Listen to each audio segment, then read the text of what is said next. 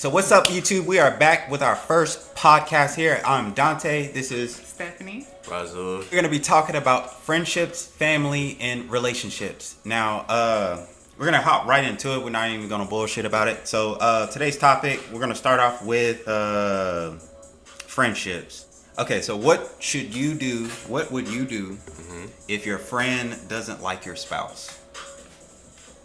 If my friend doesn't like my spouse, So let's say one of the homeboys didn't fuck with your girl at all, like period. They hated her. What would you do? I'd say just keep them away from each other. I personally don't like my spouse. I wouldn't like my spouse around my friends anyways. Type shit. Right. And I'm the same way too. Like, shit, I would pretty much just keep them separate because, like, again, that's my spouse and shit like that. So it don't really matter if you like them like that, but I'll respect the boundaries of y'all too. You know what I'm saying? If you don't like her and she don't like you, like, I'll keep y'all separate. But like, shit. For sure. I honestly think it's a judgment of the friend that you have. Like, a real friend would know the boundaries of what to. What is up, guys? I apologize for the extra layover. I had to check the stream. What is good, bro? What is good? Welcome back, guys. I'm gonna go ahead and give you a call in the Discord. I think I got it working okay. It seemed to be running a little bit smoother, but we about to find out. I don't know how long I'll be able to stream for, but you know. Yo, what's up, homie? What's good? Already in your stream. I see.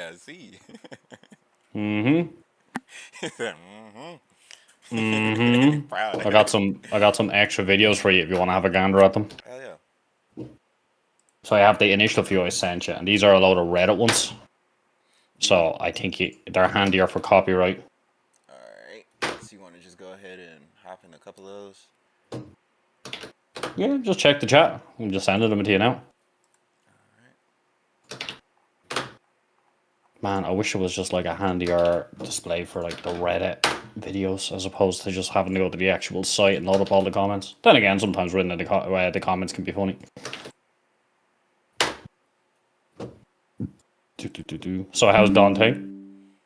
Alright, I guess. I'm alright. Just all right. Oh no, that's not as good as good or great. I'm living, so that's I'm surviving. Right. But I'm not opposed to my demise. Alright, hold on. Let me move this down. Alright.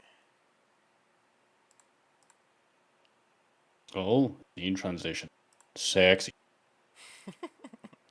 Is your emergency? Yes, I need a police officer over here at 7 Court. What's going on? I've got two teenage Right, let me know when you're daughters, reacting, and I'll stop talking. Huh? Let me know when you're reacting, and I'll stop talking. Okay. Is there a way for me to share this too so you can watch and listen to it too? You could probably just stream your screen. So see, share your screen there in the yoke. There, now I can mute your stream so I don't hear two Dantes at once. Two Dantes too much. Gotta hear more of me, bro. You know what I'm saying? It's like God. If you hear one God, it's hard. What you call it? It'll drive you insane. Hear two of them, and oh Jesus! All right. All right, go on, do this shit. All right, give me just a second, man. All right, here we go. 911, what is your emergency? Yes, I need a police officer over here at 7 Court. What's going on? I've got two teenage daughters, and I just got home from work. They were physically fighting with each other, and one of them kicked a hole in a door. And they're 12 and almost 14, and the 12-year-old is completely out of control. And I physically, if she's as big as I am, I can't control her. Okay, did you want us to come over to shoot her? Damn.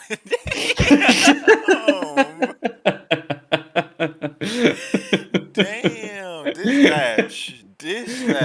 Chill. What's going on, my boy? I've had a rough day. You want me to come over and shoot her? Jesus. Oh, America, the only place you can call the bigger thugs to come over. Right, right. Called the legal gang is what they are. A legal gang. Yeah. Oh, I seen that one and I was like, oh, they might appreciate this. Are you there? Excuse me? That's a joke. What kind of joke is that? That is not a type of joke that's okay. Good Lord. You see, if I was the caller in that situation, I would have just been like I would have been more curious. I would have been like, Right. you mean with like a beanbag gun, yeah? Right, a little BB gun or something, right? Like what do you mean? Like, I'm not opposed to a taser. Tase that little bitch. She crazy. Oh, sorry, I sent you all this one, but this reminded me of so back in the olden times when I was in the Irish equivalent of high school, there was a friend of mine whose brother was legitimately gay, but he wasn't out about it. But he was one of those really, really obvious gays.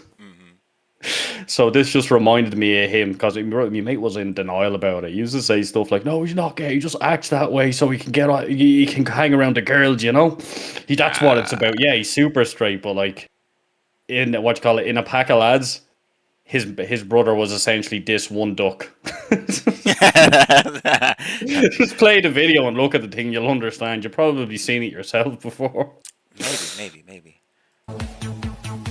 Oh, that's a fancy duck. He's a little bit too flamboyant. You feel That's not a duck, that's a pheasant. flamingo ass duck. What the fuck? Yeah, look. Oh yeah, get it. Work it, get it, yeah. Oh, Yeah. look at him. Oh yeah. He's still a bit odd. Oh, he's doing it again. he got his one little. He got his one wing out, walking like that. Yeah, there was as I said, that talk reminded me exactly of my mate's brother. There was one point where we were going to the shop, and I remember it was a shop next to a post office, and me, mate, and another mate was there, and his brother was tagging along. But like the way his brother said it was, "Do you guys mind if I skip and sing behind you?" Just look at me, he's gay, man. He's gay. Right. hey, I ain't gonna lie. That's how I feel about Lil Uzi, bro. I feel like Lil Uzi Vert is in denial, bro. That dude is gay as fuck. Like, no, nothing putting against him if he really is, but I feel like, bro, for sure, you in the closet, dog. Like, Oh, probably. he takes some very, very sus pictures, like just the way he stands sometimes. Yeah, like I can't, bro. You swear he was giving the sailor salute with the flamboyant wrist and everything. Right. I seen him. Really, what made me start thinking it for real, the start of it was when I seen him have an ankle bracelet. I was like, oh, nah. Oh, nah. You can't be wearing no ankle bracelet. I don't give a fuck if it's diamond out. That makes it worse.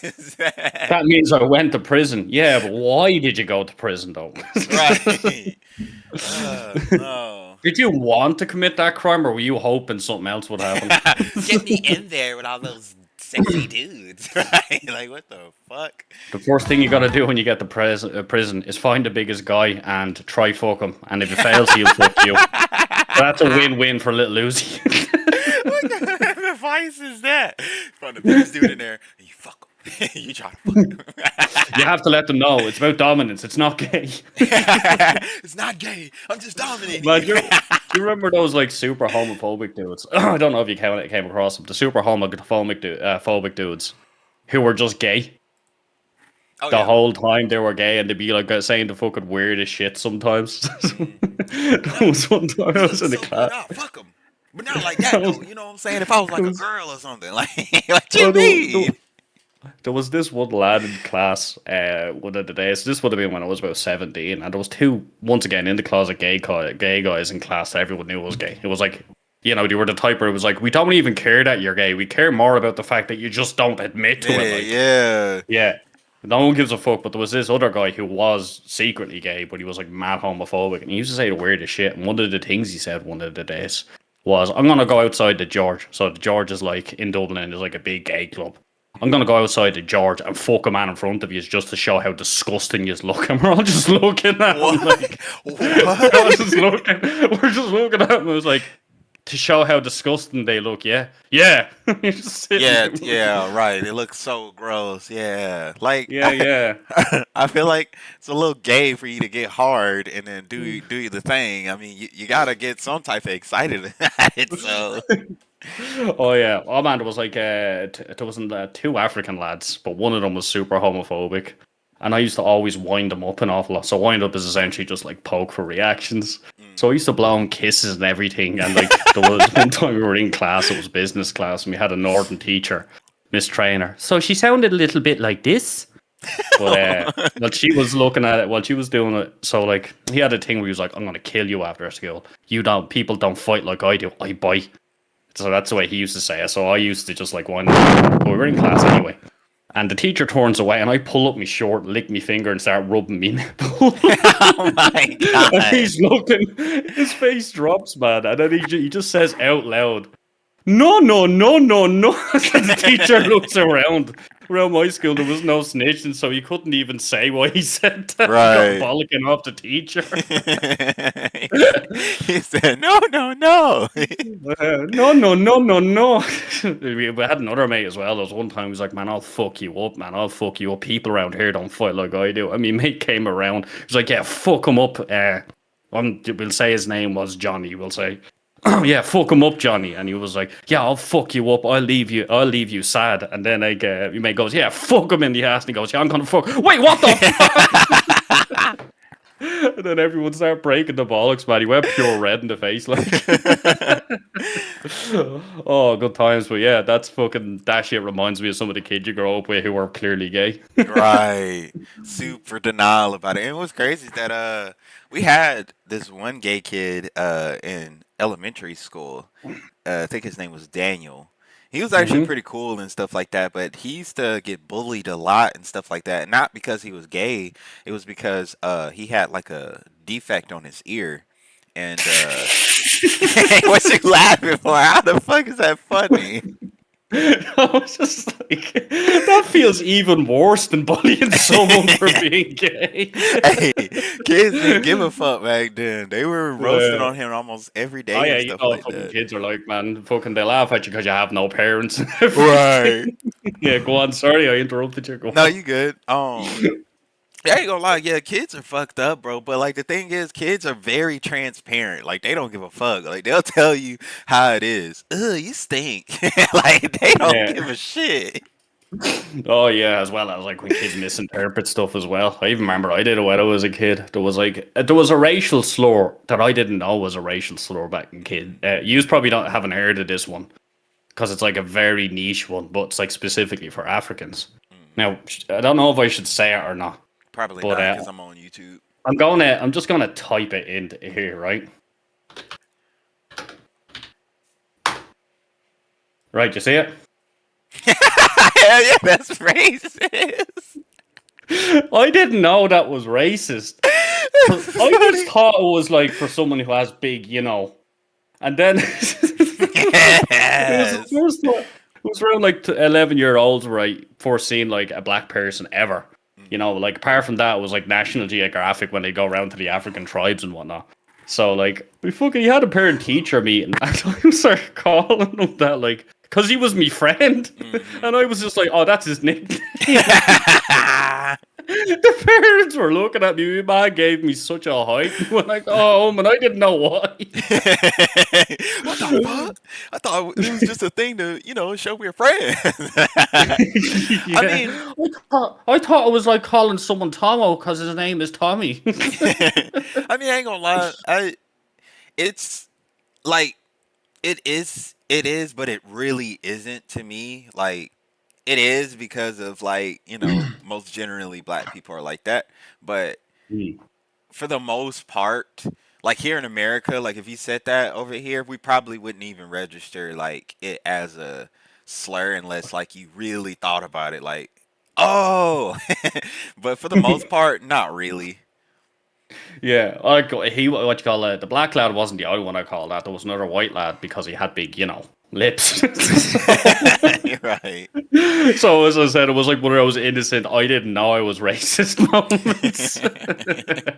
It's as long as you didn't know, you're good. But I feel like it's more of when you know what it means and you keep saying it because you know Oh what it yeah, means. it's intent. Yeah, Yeah. it's like no one gives a fuck unless you mean something by that. Hmm.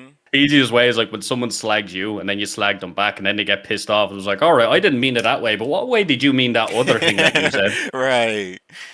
Mm-mm-mm. Right, let's crack on with the other videos anyway. Have a gander. All right, bet. Oh yeah, this one, man. I've never experienced this. Oh God. All right, y'all. Here we go. Look how evil he looks. Like, if you're ever wondering if the Antichrist exists, just show this video, you know? Right. He is going to sacrifice his mom when he lands. Like that is the face of a baby that is ready to sacrifice something. I bet you Aunt his carer jumped out a window.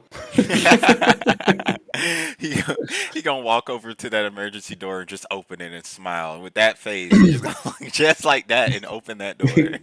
Yeah. Oh, the ending's beautiful. That or he is fried. His mom gave him something. You see, if the lighting wasn't that way, you'd assume that, but because the lighting's that, it looks heinous. Yes. Oh my God. Saw, dude. What a little shit. You look that evil, then you do that, and you're like, no, he's just a moron. Right. Like, straight face and all. Straight face and all. Mm-hmm. He's gonna grow up to be a little mafioso, watch. He got them Don cheeks. I have something for you. Now, Man, I've seen it a bit of this particular judge. And for some reason he always gets these random cases where it's just like fucking crazy Yeah, I've seen him too. aggro shit. So I see this one, I was like, oh, you again. 'Cause I thought this when I seen him, I thought it was that video I already seen, but this is a whole different group of people. Mm-hmm. All right, You got the volume on, yeah? yeah. I can technically leave, and you guys can issue a warrant as long as I don't return. You can kiss my ass. This is You know what? No. Damn, hold on, let me run it back. Damn, he came out the pocket hot as fuck. Hey, do me. I just realized on your stream, it's not actually showing what you're reacting to. Oh, I have it on my main one. My bad.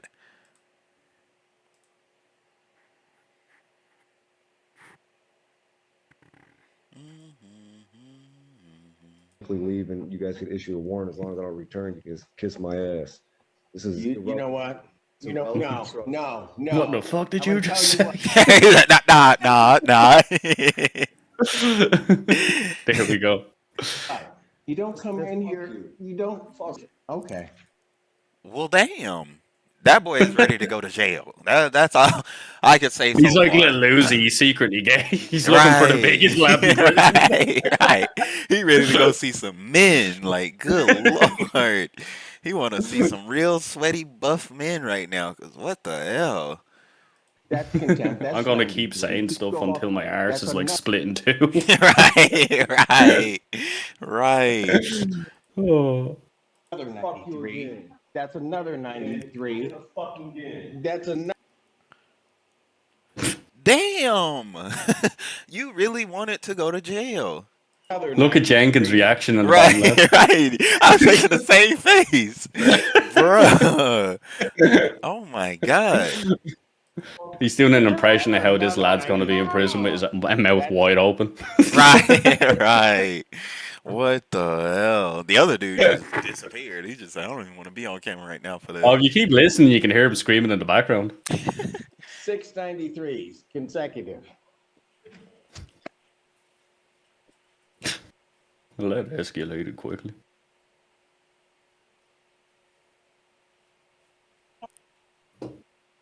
Those case, people versus Keith Yankee. Keith is just shocked. Keith is just So I'm not sure, shocked. but it looks like both of these lads are in court. And if you keep watching it, your man, but then bottom left, Jenkins doesn't want to on you. He's like, why did you set me up like that? I have to go after you in this job. Right. I have to go after that. Fuck you. It's like when you. So, like, do you ever have that when, well, it happened to me a few times where I'd have a mate in a car and, like, a guard or police officer would pull us over. And because the cunt got nervous and started spewing shit out of his mouth, he just made everything way more complicated. You get drug searched and everything. Like, if you had to just shut your fucking mouth, you would have been off. Right. And I agree with that, bro. Like, a lot of these people, they put themselves, like, okay, there are some douchebag cops out there. No lie. There are some douchebag cops out there. They're human. They're people. But at the end of the day, I do feel like some of the people that end up in some of these positions is because of their mouth, bro. Like they will say shit that will make it worse. And 9 times out of 10, if you just shut up, let him do what he do, say what he gotta say, they gonna leave you alone because at the end of the day, I feel like they rather not have to write a report on how they had to arrest you. They have to literally, what I heard is that they have to basically log their entire day. So Yeah, as well as when you act up, you just look even more suspicious. it's literally because the average person is just gonna listen to what they gotta say. They want to go on about their day. They not finna sit here and argue with you. Oh, you're just this and that and the third. They just want to get the hell out of there. They don't want to know issues. They really, if they can, they want to try to avoid the ticket all in one go. But if you sitting there being combative and argumentative the entire time, that does make you look suspicious. I know my rights. If you know your rights, shut the fuck up then. Like, if he's doing something in the wrong, let him. Then you all have a whole case. But when you're arguing with them and, starting shit like that, they get tired of it. And in all honesty, they've seen so much shit, they know a guilty person when they see him. No, yeah, definitely. For definitely. I remember there was one of my mates, Dano. He fucking got pulled over.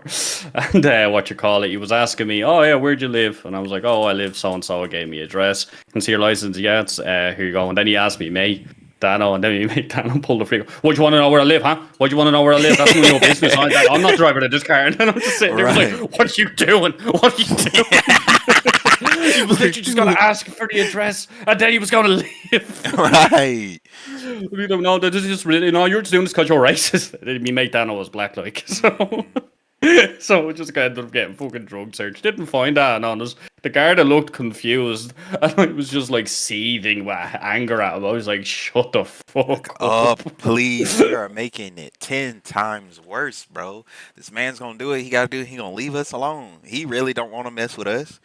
Yeah, no, it's every now and again you'll meet a bad one, but like some lads just like bring it on themselves, My brother was a bit the same as well. He had a bit of a mouth on him when he was dealing with the guards, so fucking he ended up getting better around by an awful lot by them. There's one day I was in the car with him, and same thing happened. Start mounting off to the guard, called him a stupid pig and everything, and then the guard just start fucking battering him because he tried to pull him out because that brother wouldn't get out with a car. So my brother, while he's getting pulled out, let go of me, you foot, and he used the F slur, of course, because it wasn't necessarily just used for homosexuals. Yeah. Pulled it out, called him a pig and everything, and then he just like stuck out the bat and started baiting him around the place, and I'm just sitting there, I'm like, I hope that doesn't happen to me. I didn't say shit. I had nothing to do with that. Oh man. Then they get you association. Yeah, well, thankfully I was too young, and I wasn't even able to drive the car home, so I had to walk home, which would took me about like an hour and a half, and I was like, why the fuck did he just not fucking comply? Why didn't you just get it? My brother was like a fucking hooligan when it came to that shit, man. You should have seen some of his mates. It was worse. This was a famous type of dealer around the place, we'll say, but he had a 200-year ban on driving. Oh my god.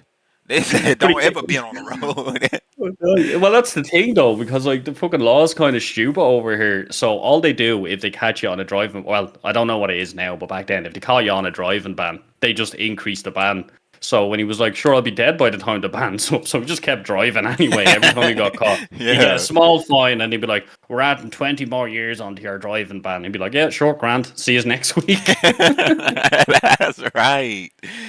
Wow. I didn't know that. Over here, yeah, they don't play that.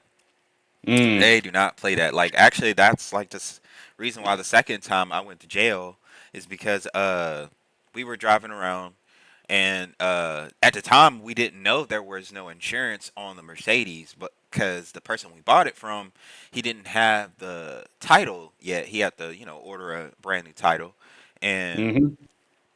we told him like, well, her mom told her like, look, just keep the title on there. I mean, the insurance on there until you get the title, so we can still use the car and yada yada yada. So, long story short, I'm driving around and I don't have my license. So right now I'm practicing, getting used to being on the road, driving and stuff like that. So her brother was actually out of the sunroof, fucking around and stuff like that. And then we drove past his cop car and I seen him too, but I really tried to get out of there as quick as I could. Bro seen us and eventually ended up turning around and catching up with us. So he pulls us over and I only have my license and stuff like that. So they immediately take me out of the car and stuff like that. And it turns out there was no insurance on the car as well. So Oh. I end up going to jail for driving with no license and no insurance. And they end up towing the car, which I feel like they could have just let me off with a ticket and towed the car and we could have just Ubered home or whatever we needed to do. But the fact that like I still went to jail just for that, like that shit was insane. I was like, y'all, Mm. y'all can go suck one, honestly. Like, it wasn't even that deep for me to even go to jail for that. But I was in the infamous Clayton County, and Clayton County's known for, the cops being extra assholes and dicking Yeah, around and yeah. making life hell for anybody. Like, just a slight little, light being out, they'll stop you. Well, your light is out. I know it's out. I know it's out. I'm literally driving now to get it fixed. Not good Right. enough. That's not good enough. And that's what sucks too, is that like sometimes like let's say if your insurance go out, like you still need to go to work and stuff like that, and you're basically working to get your insurance and stuff like that, but you can't really necessarily drive your car to keep your insurance on. You got to drive to work to keep your insurance. It just Yeah. sucks. One of the classic catch 22s. Need money for insurance, but need car for money. Right. Right. I feel But like if you don't have like a, you know, crazy driving history and stuff like that, I feel like you should, they should let you slide and stuff like that, especially if like you're on the way to work and stuff like that, or on the way home from work and stuff like that. They should let you slide and stuff like that because you're not being a menace. You're not, driving crazy and stuff like that. Like just because I don't have my license doesn't make me, you know, not yeah. eligible to drive because there's some people with license that are eligible to drive and they can't fucking drive. Oh yeah, definitely. You just see me ma, she's fucking horrible on the road. She has a license, like full fledged license. She panics pulling out the fucking garden, like I will say in her favour, it's a very tight road. There's cars fucking everywhere, and generally it looks like a one way with the amount the road the parked cars take up. Mm. But still, like I've been up and down that road, but I know what you mean. Like they should have like zones where it's just like you haven't got a license or whatever, so you can just go here and practice or something like that. Right. That'll help out so many people, and that'll definitely keep off a lot of people from just driving around no license and stuff like that. That'll help them practice to be inspired to go ahead and get their license so they can go out and be on regular roads and stuff like that. That's actually a good ass Oh yeah, idea. definitely. Oh yeah, so it's kind of like there's an awful lot of I suppose you could say criminal behavior that could quite literally just be solved by creating a zone from it. So like even if for the lads that like to rally cars and shit like that, if you just create a zone where you can rally cars and you like sign a little insurance thing to say if you crash or something like that, it's on you to fix yourself Right. up essentially. Then you probably would have less people joyriding in the middle of the night. Like we used to have a problem in what you call it, where I'm from, with like people just stealing cars and just joyriding them, then like setting them on fire so they couldn't be found out. But like 90% of that would have been solved. It was like, oh, here's an area with a selection of cars, and you can just rally them. You know? Right. Car meetup places where you can, safely race and stuff like that. Like, that's a good idea because uh, I actually used to have this talk with my ex and stuff like that, and she was like, uh, a best way to help cut down on the drug uses and stuff like that. And I actually second this because I feel like if we made most drugs in a safer way, Make them in a way where you can safely, get high off this or whatever it is, make it clinically safe. You will have less people going out of their way, ruining their lives for something, basically make it so it doesn't have so much of the downside of it. Yeah, I get you. For me, it's just as long as it's not addictive, I'd be more inclined to say there should be like some sort of zone or something from it. So like say mushrooms, LSD, DMT, weed, and all that. I'd probably like kind of rob the Amsterdam thing, have little cafes people can go in to have their joints or something like that. Right. Or maybe there's like a facility for LSD or mushrooms for people that just kind of want to chill out or something. Because like LSD and mushrooms aren't really that addictive. Now, I haven't really had a chance to test out DMT or anything along those lines, but from what I heard, an awful lot of people that just take it, they're not addicted to it. They'll take it like once, and then maybe they'll take it again later on in the year. It's not something that you would want to take all the time. It's instant. It's intense. It's very intense. I ain't gonna lie. Yeah, I want to try it, man. That thing sounds hilarious. Now, there's two of them. There's DMT, and then there's DMT 5-MeO. Yeah, I think that's the one from the frog, isn't it? Yeah, and that one is actually that's like a 6 or 8 hour like intense fucking trip or something like that. I think I seen Mike Tyson was talking about his trip on it and stuff like that. And it was like cool. The video I was watching kind of had like some artist or something like that kind of painting a picture of what he was describing, and I was like, shit, man, that shit looks fucking spiritual as hell. Did you hear the story about how if you correctly do DMT? Have you heard the story about it? I've only heard of people's trip reports. That's about it, but I'm not sure what you're referring to. There goes your brother. Goodbye, brother. Yeah, that was my other brother, Brandon. So DMT, what's supposed to happen every single. This is like a successful trip off of DMT. So give me a second. So what it is supposed to happen is that when you do it, you're supposed to shoot into this tunnel, and you'll see this. It doesn't necessarily look like a tunnel, but you'll know it's a tunnel, and you'll. Yeah, that's called like. Is that the waiting room? I think people call it. Yeah. So you're shooting through this tunnel, and some people they only shoot through the tunnel, and then that's it. But apparently, if it's done correctly, you'll break through, and you'll be in this place. So whatever you believe in, whether it's God, aliens, the devil, or whatever it is that you believe in, that higher power, that's what you think of, you'll see it. And what it is that it's going to tell you about something that's going on in your life. It may not be present, but something that's going on in your life, something relevant to you that has something to do with you. And it's going to talk to you for a minute, and then after that you're going to fall down, and you're going to see it. Apparently it's not going to like look like a hand or something like that, but you can tell it's waving at you by and stuff like that as you fall back down through the tunnel. Now that's supposed to happen every single time, like you do it correctly. I was listening to. Huh? Yeah, did you say you wanted to try it? Yeah, well, yeah, I wanted to try it. I just put it like. Yeah. No, I was even looking at the fucking shamans that you can go over to, and they do up the ayahuasca for you and whatnot, mix it properly, and then you can just do the tea. But yeah, it's something I definitely want to try. I've done a bit of looking onto it, because I don't know if you heard about that drug research they were doing on the LSD, the psilocybin, and the DMT regarding like to mental health, where it was curing people with PTSD and depression and all that straight over. I was looking at some of the science behind it, and it was like very interesting. Like overriding the hippocampus, which is responsible for the way signals are sent throughout the brain. So do you ever know, like when people have depression or something like that, they can never stop seeing They can never stop seeing a situation from a certain angle. Apparently, that's been attributed to the signal directions that the hippocampus creates for brain. For parts of your brain to communicate with each other. So it's kind of like a hard thing.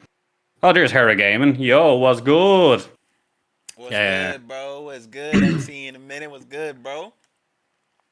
Yeah, so apparently it overrides that, and it makes the hippocampus start to use new neural links. So it kind of resets that. So you can so it is actually curing depression and stuff like that, and it can even assist with ADHD. So I did a load of looking into them. I looked at Terence McKenna and all that, and his trip reports. So yeah, it was very interesting. That's why I got into looking at it, and I was like, "Holy shit! Everybody lied to me about this stuff. You take a magic mushroom, you're gonna jump out a window, you're gonna do 6 backflips, saying I can fly before you hit the pavement." Nah, like even I'd be hearing stories about that. Like, oh, I I was tripping and stuff like that, and the pool was empty, and I just jumped right into the pool and stuff like that. Like, you're not gonna do stupid stuff like that. Like, so basically, it's like daydreaming nonstop. Like, you know how you'll sit there and dissociate for a second and start daydreaming about stuff, and then it's like doing that without dissociating. You're just constantly daydreaming about things, and like those little things that you thought throughout the day, like those little random little thoughts in your head, they will pop back into your head. Said nothing Hmm. much, just brought my stuff set up for 300 pounds. Okay, nice, nice. Like, so you got Nice like to the hear. whole like PC setup and everything. Are you gonna start streaming, by the way, too? Hmm. Will be the holy trinity of streamers when I get up off my arse and actually set up my fucking thing again. You should, bro. You should go ahead and download OBS right now. I still have OBS and everything on my computer. Just a few things need to be getting stream keys. I have to remember some logins for the likes of Kick. I also want to set up streaming on X as well. Remember, I was telling you about that plugin I want to sort out because mine's a bit outdated and there's software updates caused it to become irrelevant. So I need to sort out that.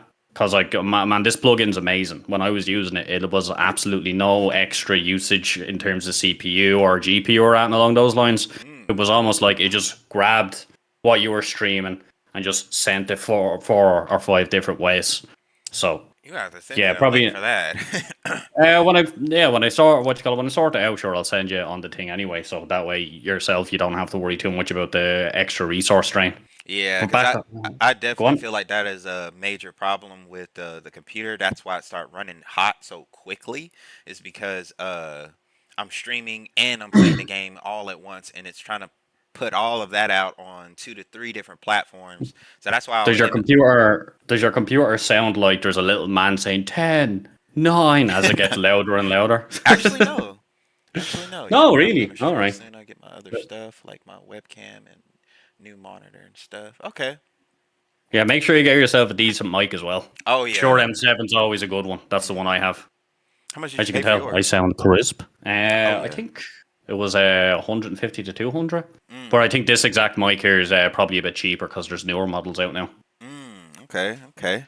Because I was thinking about upgrading my mic. Because the mic I have upstairs that I use on my PlayStation, it works very well, but it's not like the sound quality like I want. Like the mic that you have is like is the sound quality that I would want. Yeah, well, check out Shure M7. Hold on, let me just go on to Amazon real quick and send you on a link. All right. Cool. Amazon And what kind of camera Shure. do you have, by the way?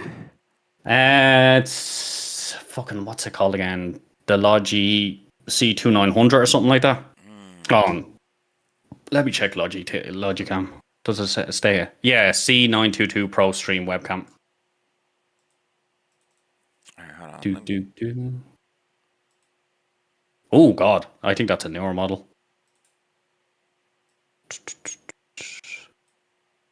Here we go. This one's an alright price. So I'd recommend picking up the ARM as well for it. But yeah, Spent there you go. Link to it. 450 on a mic. That's coming in 1.5 weeks. Woo! All right, my boy going in. Oh, Okay, he is going in, he man. That's full it. Go sending big or it. go home. Go Yup. big or go home. Yep. Oh, That's the that's me truth. there. Hello. Yeah, I thought since because we are talking so much, I'm like, you know what? Let me have him on screen too, so people know who I'm talking to. I'm talking Yeah, to some sure. Feel AI. absolutely free. Talking to AI. An Irish AI. Irish AI. Fucking the finest in era technology. But yeah, man, What? that is true, bro. Like you should go all in, like shit. That's what I did with every little dollar dime that I got from donations and stuff like that. I poured it right back into the stream. That's it. That's how I pretty much got every single thing that I have. The only thing that I didn't buy with the stream money was these headphones, and that was from my ex. She actually ended up getting me these, and they were on sale. They were originally supposed to be like 50 or 60 bucks, but they're on sale for like 20 or something or so, like $30 or so. So I like them. I'm actually gonna keep these, but I will upgrade my microphone, my camera, and I'm supposed to be getting you know, I pray, supposed to be getting a new monitor here soon, probably about like next week or so. I should have a new monitor and whatnot. Something happen to your mic there? Huh? Hello? All right, yeah, your mic just sounded like it fell down a well or something. There, Oh briefly. yeah, because this one is like very sensitive. Like just pulling it out here will make it sound really low. But Yeah. I gotta have it like on my lips just just for it to sound okay. Oh, but I was going to say anyway, what you call it, just relating to the whole drug thing we're talking about with the LSD and shit like that. Yeah. But no, after doing all the research, I looked up a load of Terrence McKenna, and he was saying with the DMT, the trick is like if you feel you can't take any more, keep going. It's like apparently 4 proper inhales, and that'll get you like through a proper breakthrough. But yeah, no, I did go to Amsterdam. Now you can try truffles, which have psilocybin in Amsterdam, and yeah, it is kind of like the daydream becomes real almost. So you're not going to see that like fucking mad going around. Like I remember there was a few lads that lied to me, proper lied to me. They were like, "We took magic mushroom. I took a magic mushroom. Oh yeah, what did you say? Oh, leprechaun came out of the grass and started speaking in colors, but I could understand them." It's like you fucking liar. Later on, when I actually tried it myself. I was like, everything just looks vivid, and I just feel happy. Right.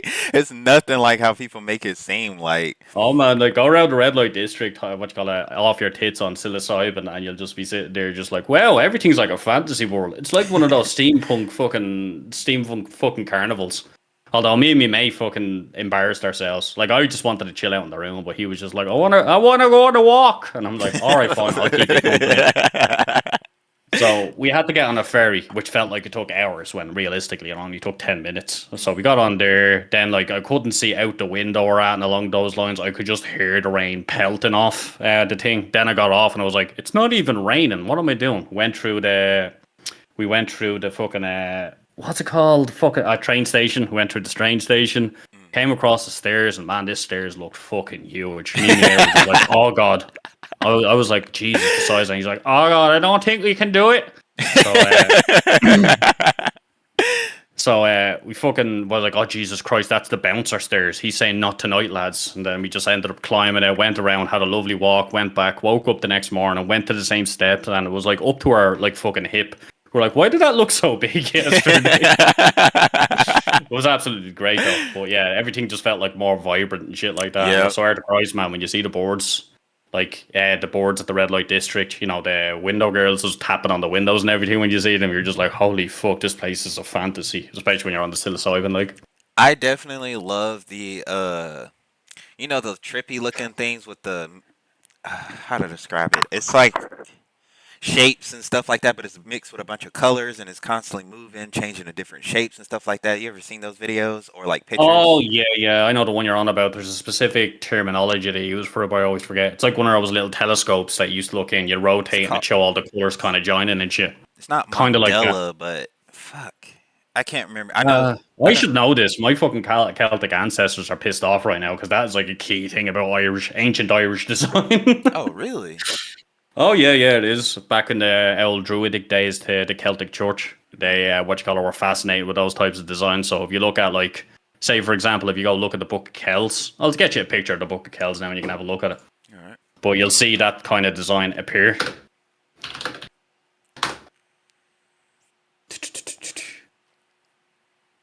Now it's very subtle. It's not as overpowering, but you can kind of see it.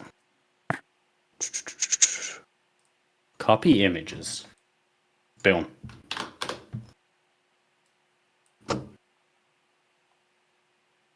Oh yeah.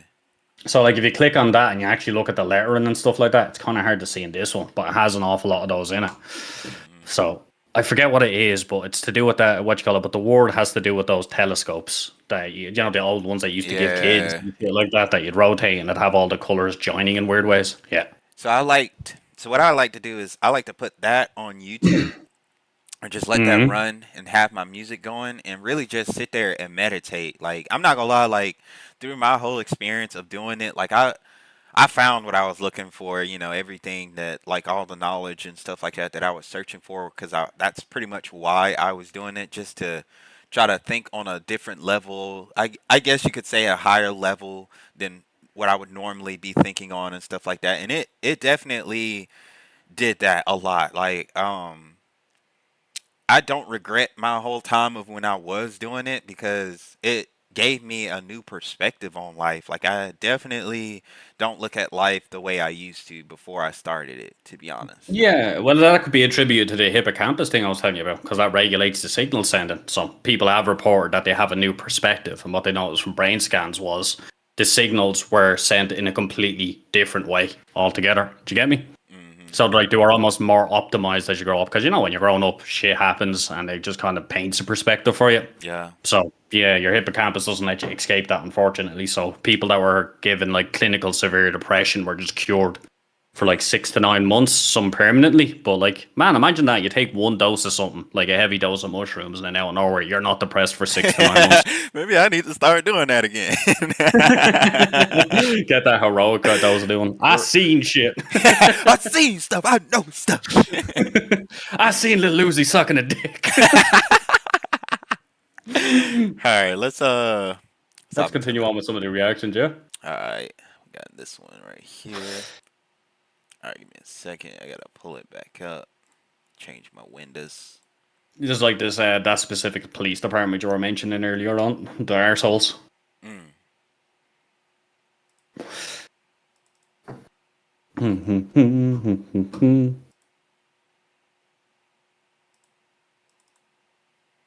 Change my windows. Just like that. All right. Why I pulled you over just now, sir? Sorry, I was speeding.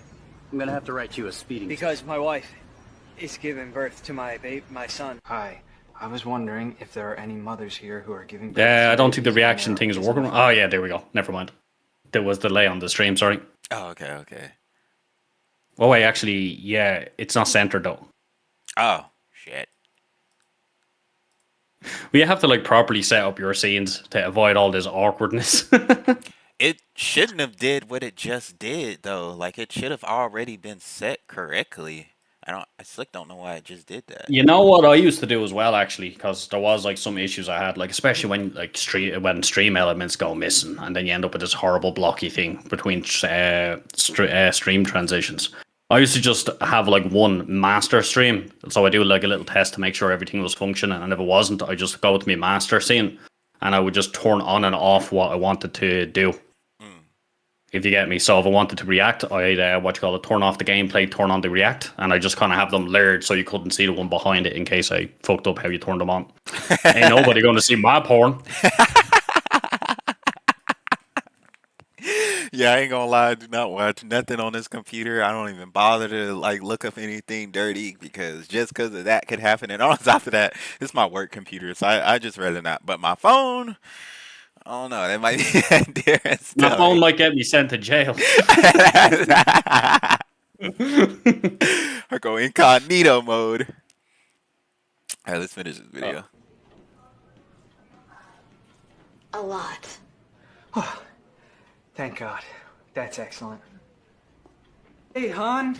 I'm trying to get out of a speeding ticket. Just play along until he leaves. This guy.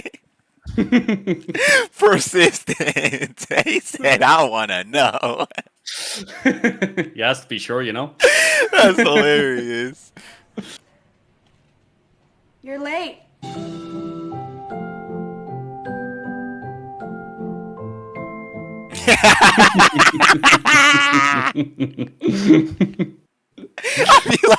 I be like, don't you have something else to do? My nigga, you been following me for years, bro. He's just making sure no law's been broken. right.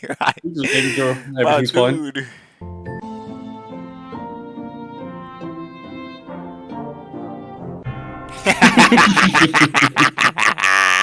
Oh no, the funeral.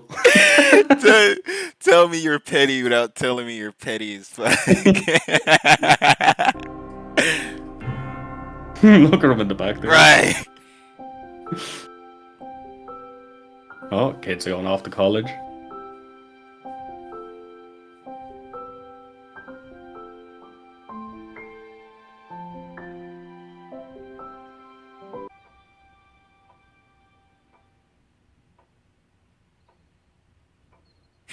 Like how he the same age, he didn't grow old.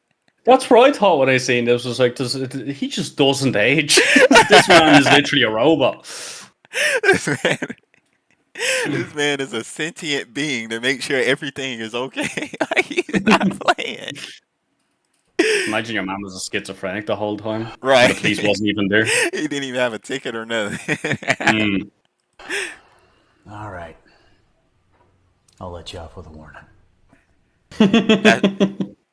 Oh my god. I would have been gave up. I would have gave up so long ago. Oh yeah. I've seen You this. seen this already? You don't Yeah. have to watch it again if you don't want. We got some more. Hold on. Yeah, I've got some YouTube ones that are a bit fucking crazy. Oh Lord. I told you they're a bit mad. We believe in a future where fucking every YouTube commercials, person man. has the I swear, man, opportunity fucking not the just more to get YouTube goes on, the by, more but to get ahead. fucking anal they get about these The middle commercials. class will be a defining goal. Especially if I don't know if you ever tried to watch YouTube on a smart telly, man, but the amount of fucking commercials they throw at you. Don't even get me started on these motherfucking ads, bro. I'm so triggered by ads, especially like fucking SoundCloud. So like my phone's off, so you know, if you listen to a song on SoundCloud like fully, it'll basically downloads the song. So if you're offline, you can still listen to the song. Yeah. So I have a few songs and stuff like that, and I'm listening to them. So tell me why I have no Wi-Fi, but yet and still an ad will play. I'm like, where is the signal coming from for it to even play an ad? Like how? Now? And then CapCut actually made me mad as shit. They're on their money grabbing bullshit now. So now they're charging just for closed captions. Like you have a certain amount of closed captions that you can get for free. And I'm like, what? Like that's why I loved CapCut so much, is because I could do so much without having to pay for it. Granted, yes, it's only $10 for Pro, but at the end of the day, it's like, my dude, like this is what made the app so good, and it's just like SoundCloud. That's what made the app so good. There was no ads. You were able to just listen to or watch or do whatever you wanted to do. Oh yeah, it's just when fucking rich dudes go in as CEOs and they're just like, right time to milk. Yes, bro. How fucking break everything, man. How many people are actually clicking on these ads that is being played? That's the one thing I would love to see, some sort of statistic for how many times those ads are actually effective. Because I've never once looked at an ad and been like, oh, cool, I'm going to press on the link and then I'm going to find out more and then I'm going to buy some of that. No, fuck that noise. Nobody does that. Like, I feel like there ain't no way, bro. Like, I feel like it definitely helps with traffic, but I don't think it helps with sales. I'll be honest with you, though. Like, when I see something being advertised, I trust it less than something that isn't being advertised. Do you get me? It's like fucking you see like advertisement going for like a hardware store or something like that. I'm like, I don't trust that. And then you go to like one of the hardware stores that don't advertise itself, and you're like, wow, the deals are better, and the equipment's so much more useful, you know? Because all it really is just them putting their more money into the advertisement. They just. I'll say one thing though. Certain influencers, when they get sponsored and advertise stuff, like especially when they're honest about it, I'm more inclined to like pick up something like that. There was one for, light projectors. It's for like the Aurora Borealis and the Galaxy and stuff. There were some people that were going around advertising that as like, oh, this company sponsored me. So I actually did pick up one of them using one of their links because it was like 15% discount. And I am an absolute hero when it comes to those light projectors, man. I love them damn things. Yeah, man. That's true. You get fucking slap it in the center of a room. You go out, have a smoke, come back in, and just relax. That's like the only thing that I'm not looking forward to is like having to shove these ads down y'all's throats when I get to a certain point, because that's basically how I'm going to be making money. But I probably won't be doing like on Twitch, like overdriving the ads, because I'm not gonna lie, like the more ads you run on Twitch, the more money you make. So that's why like a lot of these streamers will have like bukus of ads every 5 minutes of their stream. But that's because they make a lot of money off of people sitting there watching the ads and stuff like that. So I'll probably have like a couple of ads just so I can, still make a living and stuff like that. But I still, at the end of the day, I want y'all to be able to enjoy the stream for what it is.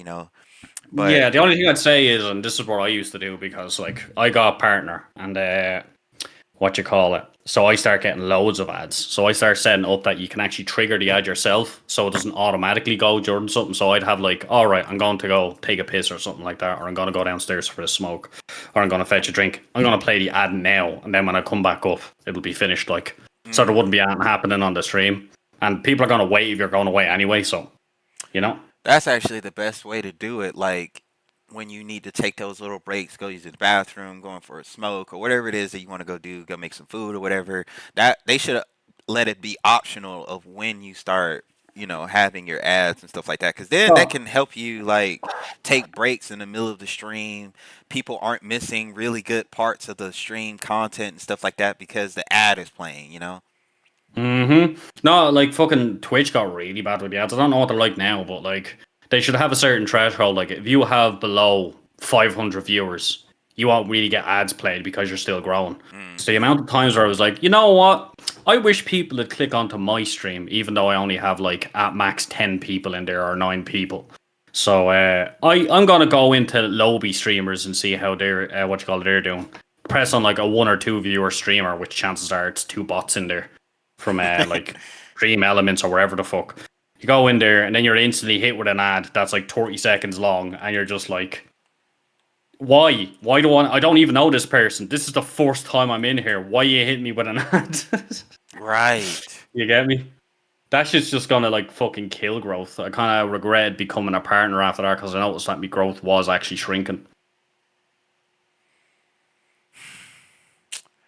We don't run ads in stream for any streamers. Like I thought your one Pokemon. I suppose your one Pokemon had a good point there when they were bringing all this ads in, which is like, can you not just do banner ads and stuff like that? It's less intrusive and it doesn't really affect the viewing experience. So they should have took that stuff on board. But once again, when you get the money people in, they don't give a fuck. They just like milk, milk, milk. What works? What worked in the past? Do that again. Right. Kick is doing that. They basically got a ban on ads, which kind of sucks for the streamer side of it, because that's how you make some money. It's off ads, but Kick's like, nah, but we give you a 95-5 split though. I mean, I fuck with that. Yeah, but like, even at that, like I think before Twitch went mad with the ads, most people made their their extra bit from sponsorships and shit like that. So they're probably trying to stick with the old way Twitch used to do it, whereas Twitch is just like, I don't give a fuck, need money, give me money, give me money. Yep. AWS servers are expensive to run. Doesn't Amazon own you, and don't they own AWS? You not get a deal? No, we swear the charge is extra.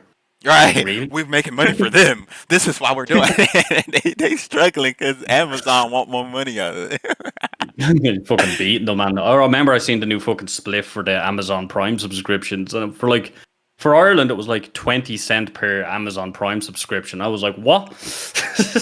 Oh, no. All right, let's watch this. Let's watch this Transcended Humanity. Transcended Humanity. Oh, really? That is the name. Wow. Yeah. Full screen that shit, man. I thought I told you. By the time I got home from work, you had better be out there looking for a friggin' job. Oh, yeah. Well, I'm watching my shows. You're not watching anything. Your friggin' eyes are closed. You haven't opened them since you became a restful cube. I don't really Is that a restful cube? perceive like that anymore. Hey man, have you Unless ever you just stay- gotten that bad we are that cube? I'm a resting cube right now. Leave me alone. Well man, I remember there was one of you mates gave me a jelly with like a load of THC in it. This was in Amsterdam. And I was like, oh, this is grand toka. And then like after half an hour I was like, this didn't do an. So of course me being stupid took another one. And I swear to Christ, man, I merged with the fucking couch. I was that bad. They were like, right, let's play a game. And I just like stood up and like stumbled a bit. And I was just like, I have to go to bed. I was literally that cube that day. I was like, moving is so hard. Sorry, go on. I said moving was so hard. I was glued. I was apart. I was one with the couch. I was one with everything, but it wouldn't let me go. So no, I didn't want to let it go. I thought that when you were done mutating and shedding your corporeal form, maybe you would enter a new phase of reality and get out of my house. But you're still here, and you're still on my friggin' couch. Hey man, you know, restful cubes be resting, man. That's what we need to do. Cubes be resting, man. You resting, man. You know, man. You know it. Smell, is that you? You're starting to stink. It smells terrible in here. Oh yeah, maybe. Okay, cool. Oh yeah, maybe. You know, bugs. Really, even in your new form, you still have to shower. You smell awful. Go to the shower. Nah, not yet. Go to the bathroom and take a shower. Not yet. Shower now. Nah, man, no, not yet, not yet. Okay, let's compromise. You go to the backyard, I'll hose you off, and then afterwards, I'll get you a Happy Meal. And I won't tell Ronald McDonald that you've been a stinky boy, which I will do if you don't go to the backyard. Okay, yeah, that works for me. You're enjoying this way too much, aren't you? Yeah, okay. Yeah, I love when YouTube recommends me those little fucking gems. It was like that little Oats Brother one I sent you. Do you remember that? The pigs? Oh, yeah. The oats! No. No, I will be selected.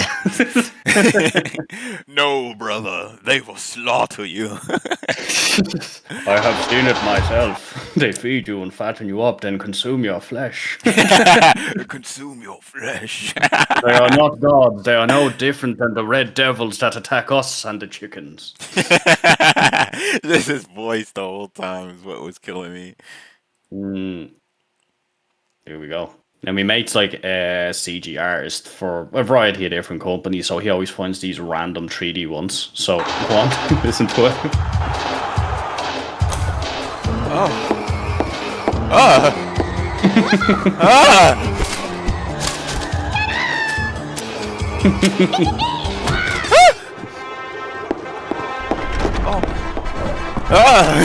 Scared.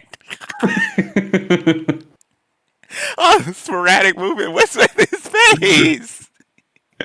Hey man, this is an alternate reality in which joints evolved weird. Oh my god. Oh, why is he? Oh god. Breaking out the moves. Oh, she's going with it. And here comes our hero.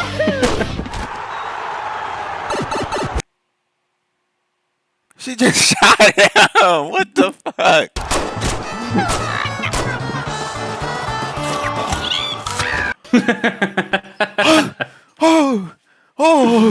Oh my god. Oh my god. Oh. It's great, isn't it? I'm scared. Press play. He press play one, man. Think about this next time you go on a trip. He spawned a Uzi. I like oh to god. Think this is what happens. I think this is what happens when you play a Mario game. They just filter out all the bizarreness, but this is actually what's going on. Right, right. I feel like this is when you mix all the drugs all together, and this is what you see. Mm-hmm.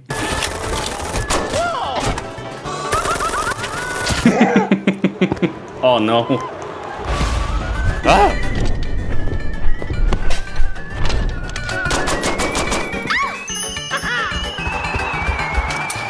The way you roll. It's kind of like the Mario Rumble. Mamma mia! What the fuck?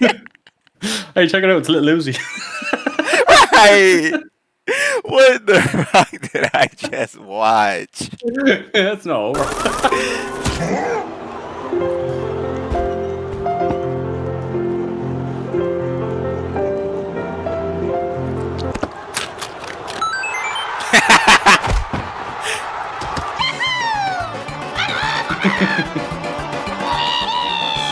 Here you go. What the? Lower accurate Mario. What the fuck did I just watch? It's great though, isn't it? I feel scarred, bro.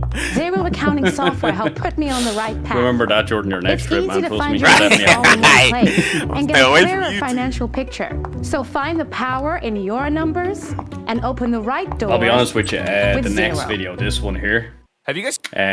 this channel in particular does some really good stuff and some really awful stuff. You can have a playthrough yourself one of the days and see if there's anything that takes your fancy.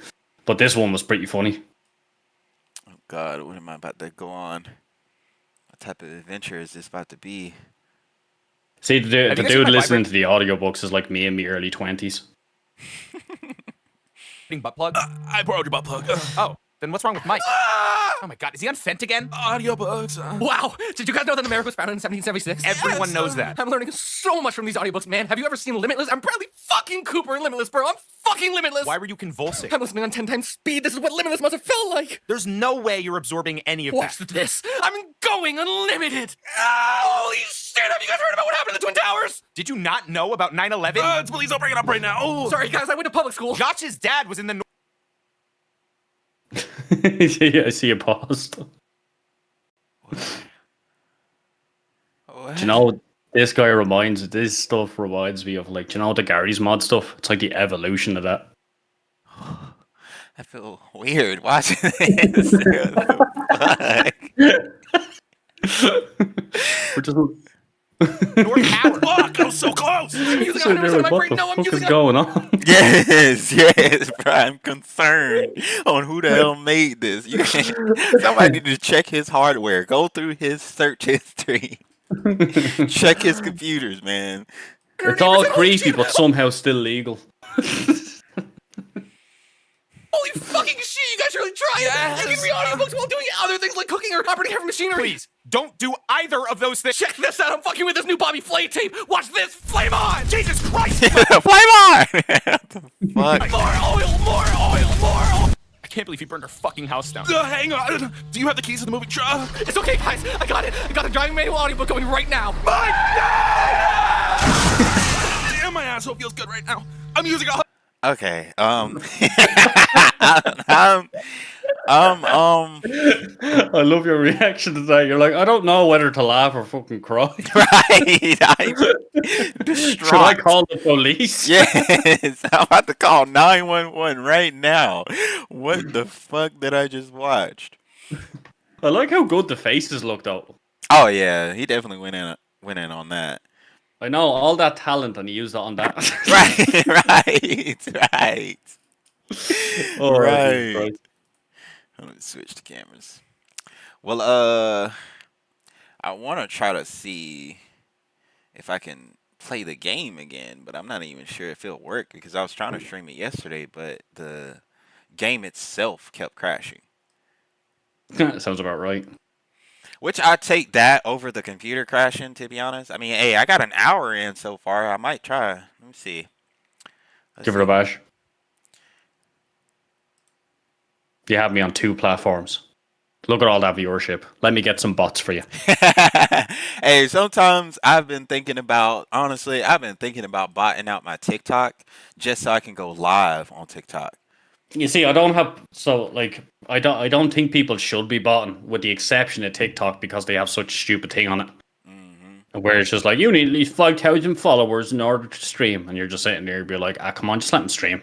Come on. Right. Not everybody has those super viral moments going around like fucking Facts. Like, do they not understand that, like, it's really hard to get 1,000 fucking followers? Like, and then on top of that, y'all not pressing to, like, get us out there to, like, you know, really, like, put us out there to show. Because, like, I realize they'll say there is no 200 or 300 view jail or, like, TikTok ban, low-key, like, shadow ban. It is, bro, because I prove it every single time I post on TikTok. Because I'll post it on my main channel, my main TikTok, and it'll get 60 views, barely 100 views, and like if it's good it'll do 300 views. But I would take that, delete it, repost it on my other channel, and it's getting 600 thousands of views. And I'm like, it's the same video, and sometimes with no captions or anything like that. And the fact that it's doing better on my other platform, I mean my other channel and stuff like that, that's telling me like y'all low key shadow ban that account. Like, You know, it might be related to like the amount of usage one account gets versus another. Kind of like the same way companies advertise smoking. They always advertise it to new people. So it could be treating your other account as if it's a new person, if you get me. So it'd be just like, all right, we have to give this person more benefits to get them hooked. Do you get me? which sucks. Which sucks ass, because they should be giving the people who's been here a while and constantly posting that type of, Yeah, well, that's just because company, like, overall, it just looks like with the way capitalism's kind of gone, capitalism's kind of evolving into some sort of corporatism type thing, like some newer concept, which just seems to be about exponential growth as opposed to you do something, you get something in return. Do you get me? So, yeah, people only cared about the numbers. Like, Jerry about an IT company's not sacking because they only made a profit of like 28 million or some shit like that. You're like, fucker, you made a profit. What are you fucking sacking people for? That sounds like Twitch, bro. They're making millions of dollars off of all the people that come to their website alone, and then you having all these big streamers on your platform. You're already making millions of dollars. Why are you microing transactions, like all these little crazy microtransactions? Just like Call of Duty too. Call of Duty's what, making billions of dollars every year. Why are you charging $20? For one, you're already making money off of the fact that people buy the game in general. So you're already making millions of dollars off of the game alone. And then you're going to charge people $20, $10, $30, $100 microtransactions in game. Like, you've already making it more than enough to not even worry about that. Yeah, sad thing is though, like that shit even like kills the growth, if you get me. It's kind of like the candle that burns twice as bright. You ever heard that expression? No. Oh, it's a candle that burns twice as bright, goes out twice as quick, essentially. So because they're trying to optimize it for profit, yeah, in the short term it becomes more profitable, but then in the long term it just gradually dies as a result. So yeah, I don't know what the principle is, because the principles are behind what they put in. I think they just like hear someone say something about profit and then assume it's always going to be that way without thinking further down the line with the overall health of a product or health of a game or health of a service or something along those lines. So yeah, I think it just needs to be a case of the people at the top need to step the fuck back. Yes. And stop, I want to invest to make money. Yeah, then shut the fuck up. We'll use your money. Right. And we'll grow. Right. Organically, as opposed to like shoehorning in whatever the fuck. I just don't get why they don't understand the formula has already been laid out. Fortnite has already laid the formula out. They know it's a good game. The only thing that they're doing is just updating it and dropping more skins, more guns and stuff like that. The game itself you don't need to keep redropping new games. People love it for what it is, and the only thing you have to do is work out the bugs and drop us new content. Like, that's the only thing that we're going to care about. People are going to keep playing Warzone. We don't need another 3.0. We don't need an extra this, that, and the third. You have a good game. Just simply build off of the game that you already spent millions and years off of growing. Like, why are you scrapping that to start something completely new? And then this new, completely new thing is going to have all these new bugs and stuff like that that you're going to have to work out. You're going to have all these people complaining. You're going to have all these balance issues as well. And you're just going to be sitting there and you're just going to make the game less playable for people. Well, you can play it, but less enjoyable, I suppose I'll say. But no, I don't know. I think it's just because like you get like older people in there with that, like fucking people in their 50s and 60s and shit like that, haven't touched anything to do with this product or this industry before, right? And they just end up making decisions based off like graphs and shit like that, without understanding the core fundamentals. Even Bethesda's kind of gone that way, where it's just like, we don't care what game we're going to release. We're just going to release a game because every time we release a game, we get money, even though like they release like a piece of shit that doesn't actually run right. Right. And they're like, all right, now you have to wait a few months for it to actually get content. I think that's essentially what happened with, I don't know if you remember that game, No Man's Sky. Oh yeah, and that game has so much potential too. Like, it had a lot of hype. It's actually really good now. But what happened was the company was getting pressured by like by Sony to make sure it had like proper release dates. There was stuff that was said in interviews where it was assumed that it was going to be in the game and stuff like that. But and then like it was reported as will be in the game as opposed to we're looking into it. So then people got overhyped for it. Then it was released earlier than it needed to be for bug fixes and shit like that because everything's done like agile development these days with like big projects. So they want an iterative design where it's like it doesn't have to function 100%. It just has to be out there, and then it just ends up killing the company. You know, we can fix it in the next patch. Remember back in the day when you had your PlayStation 2 or your PlayStation and the game just came as is? There was no patching around along those. Oh yeah, let's go fucking look at the graphics and shit like that. I was like, you don't need good graphics. For every single fucking game. And they worked very well for like what they were too. Like, I don't understand why they can't recreate that same energy with these newer games. I understand it's more that's going into it and stuff like that, but you know, we've had years to get it right and make it work well, and you don't need to do all these crazy patches. I feel like too. It's the not developers, it's the company that they're under that's basically sponsoring them to make these games and stuff like that. They'll rush them and be like, hey, we need you to make this and that and a third. Yeah, if you were even to slow down development, you'd get better quality games now. But you'd also have less strained staff, essentially, because like the games industry is absolutely horrendous for completely breaking their staff's mentality. I remember with EA, there was the notorious thing. It was leaked to like 5 to 10 years ago or something along those lines of wives from the developers sending letters to the company complaining about their husband's health. Oh, we haven't seen the family hasn't seen the husband in like 2 months or something like that. He only shows up, sleeps and leaves. Or like my husband collapsed on the way to work one of the days. What the fuck are you doing to him and shit like that? And it's all like rush, stay in house and stuff like that. We have to meet this deadline. Like fuck the deadlines. Just get shit stable so when it comes out it's good. You know? Right.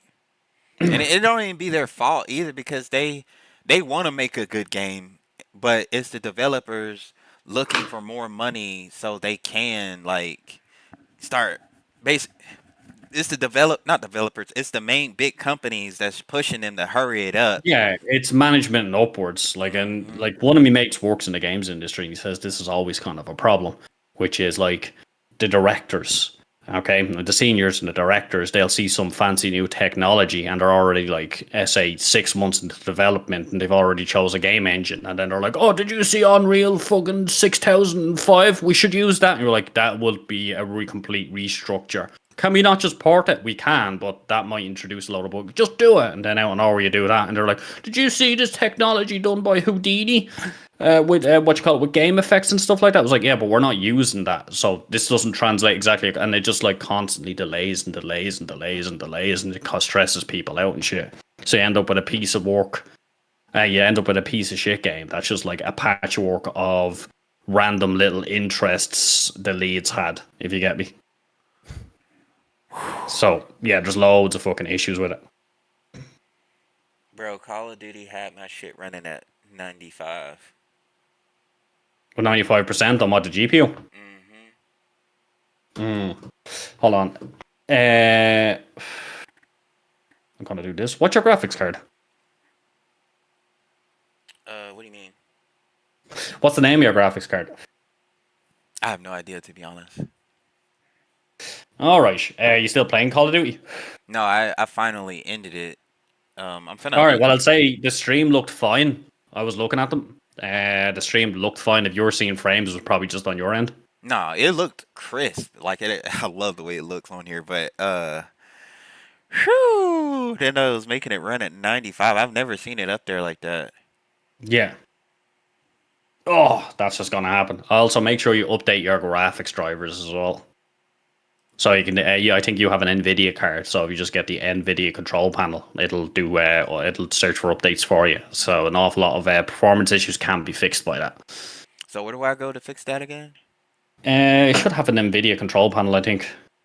Oh, let me see what it's actually called. Yeah, NVIDIA GeForce Game Ready drivers update available for me, of course. Yeah, the NVIDIA control panel. Oh, GeForce Experience, sorry. So if you just open up your little search bar, I think you could just type in NVIDIA GeForce and you'll see it. No, I don't want to install mine yet. It's going to make my computer go crazy. Well, maybe I won't. Maybe I'll get lucky. But yeah, some they try to optimize their drivers, and then developers try to take advantage of that. Now, you might have to register with them, but you can log in with your Discord or your Google anyway, so it's kind of handy, you know. You said video GeForce? NVIDIA. So In I'll get video? the NVIDIA. Vidia. You know, like the company? No. Right. Here you go. That's the word. So type in NVIDIA and see if you see GeForce Experience pop up.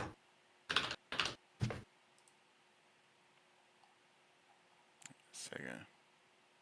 Oh, there it is. Okay. So Yeah, so you might have updates that you need to do there, so that might be able to help you out with some of the performance issues in games or some of the GPU usage.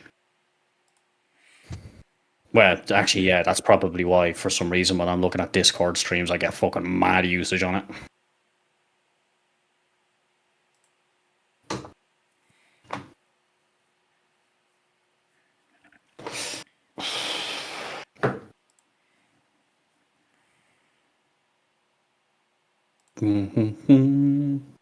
So did you open it, yeah?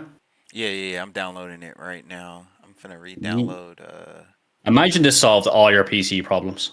Bro, I don't know if I'm gonna be mad or happy about it.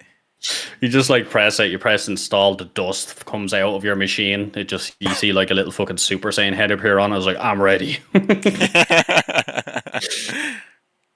For you just press the button. For me, I spent 2 years in the hyperbolic time chamber. Alright, hold on. So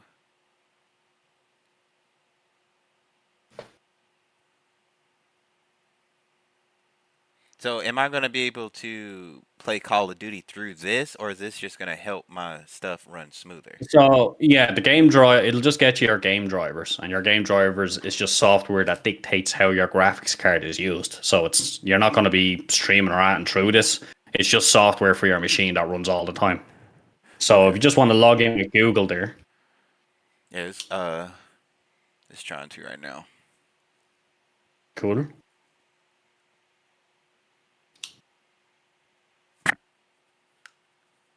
I hope I ain't gotta like sign in and all that other shit again. I think once you just log in with Google, it'll be grand. Like, honestly, I fucking hate the fact that the amount of things that expect you to register with them. You go to a shop and like, what's your phone number and email? Why the fuck do you want to know? You trying to steal something from me? No, like, I don't fucking like it because the reason you get so many scam emails and you get so many scam calls is because of that fucking shit. They're not secure that you're giving them to. So out of nowhere, like some fucking random some fucking random Indian somewhere is just gonna ring you up and be just like, oh, your computer has a virus, and you're just sitting there was like, no, it fucking doesn't. Stop lying to me. You lying bastard. How would you get this number? Microsoft. No, Microsoft don't have my number. How dare you? Oh, what the hell?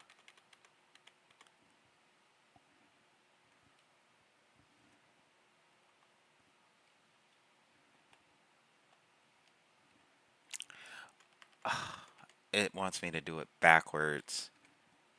I hate that. Mm-hmm.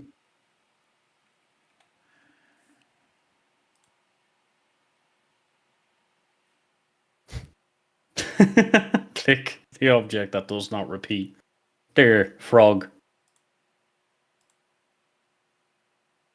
They getting real extravagant with these things.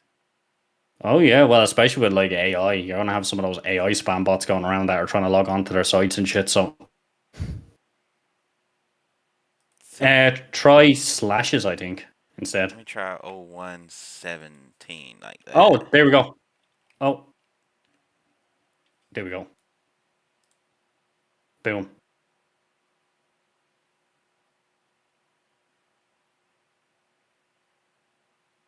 So which one do I click? Recommend settings. Yeah, show me game reward. Blah blah blah. Game and entertainment. Yeah, no, don't do that. Is there a skip, or can you just submit like that? Yeah, just submit like that. Would you like emails about stuff you don't care about? Right. I already be stressed out getting emails or like notifications that's like not about anything. It's just bullshit. Free. Hell yeah. Love me some free.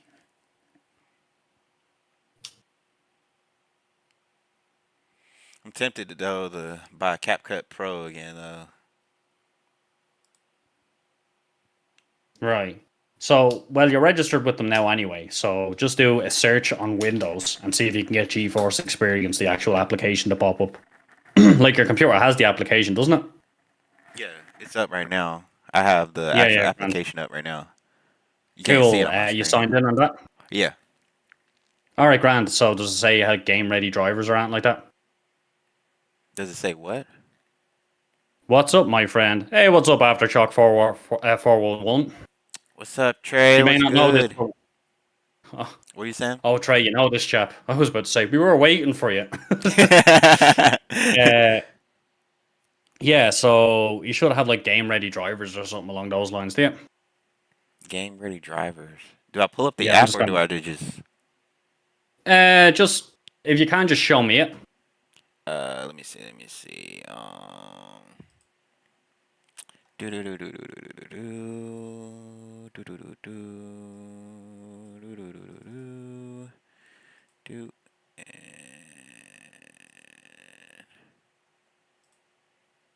nope. That wasn't it. No, that's the website.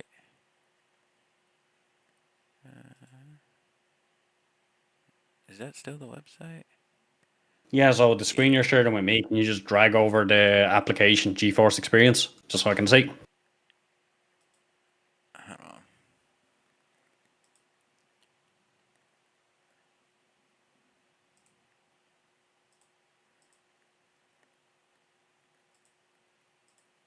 It's not showing. So it doesn't. You don't have GeForce Experience, no? I thought I did. I'll just share my screen real quick and show what I'm talking about. Okay, hold on. Boom. Pull up Discord. So it's this thing here. Damn it.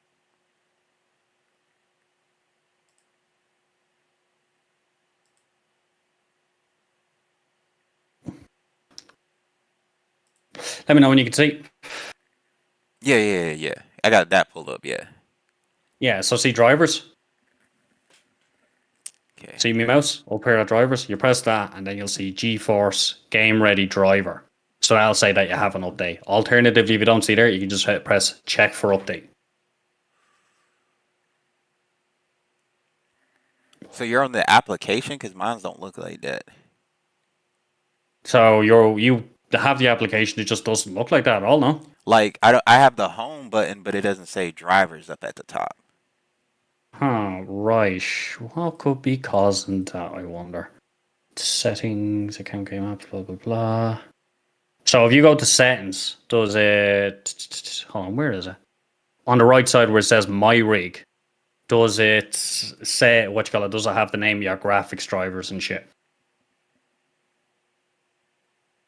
Show me on your screen of where you looking at. So yeah, mines do not look like that, yeah. All right. Can you do me a favor and stop streaming on Discord? So just restart your stream on Discord and just see if you can select your GeForce Experience. So, now, it shouldn't be a browser. It should be the actual application. So, hold on.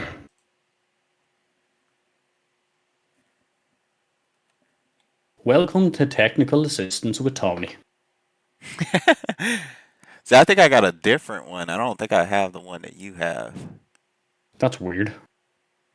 Because mine's called GeForce It could be Now. just GeForce Now. It should be just GeForce Experience. No, this one is GeForce Now, so hold on. Okay, well, you were getting GeForce Experience there, wasn't it? Oh, that's GeForce Now, not GeForce Experience, yeah.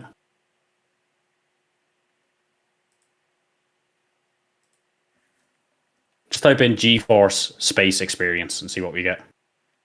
Because the only one that uses GeForce Experience is NVIDIA, so you don't have to worry about anything else. What the fuck? G4.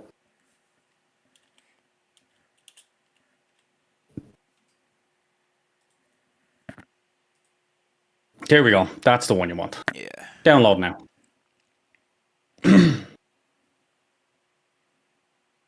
Oh yeah, Shadowplay might also be handy for you. So it's a thing you can put on a button or something like that, so you can do a quick record.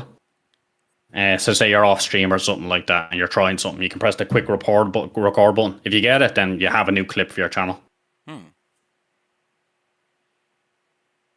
So downloading, yeah.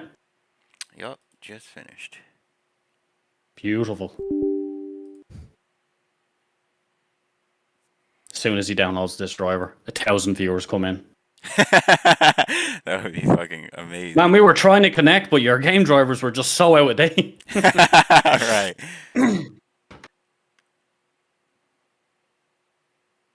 It says GeForce Experience requires a, what's that called? NVIDIA GPU. Yeah, I think you have an NVIDIA GPU.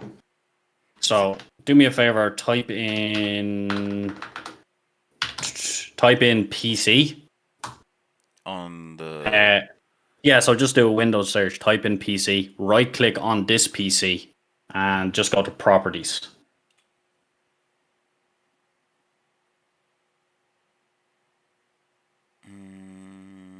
Oh my fuck, it doesn't show up there anymore. Fucking stop changing that shit Windows. Alright then, just do a Windows search and type in device manager. Or device, and it should come up straight away. And then display adapters, I believe it is. And then it should say the name of your thing. And if it has NVIDIA on it, then it's an NVIDIA graphic card. Yeah, it's an AMD Radeon RX 55. Oh, you have an AMD. I thought you had an NVIDIA. My bad. So what's the AMD equivalent? AMD drivers.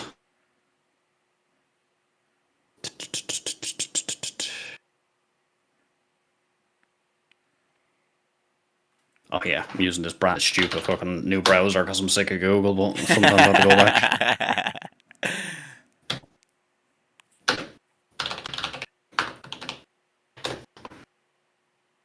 Here we go. Thank you, Reddit. AMD Radeon software. Yeah, that's what you need to get. So let's see if we can solve this for you now. This might actually solve loads of your issues now that I'm thinking about it. Yeah, that's actually what I have to, whenever my display isn't working, that's the application which I will uninstall and reinstall again so I can play like Call of Duty and all that other stuff. Right, I'm sending you on a link, okay? Alright. Boom.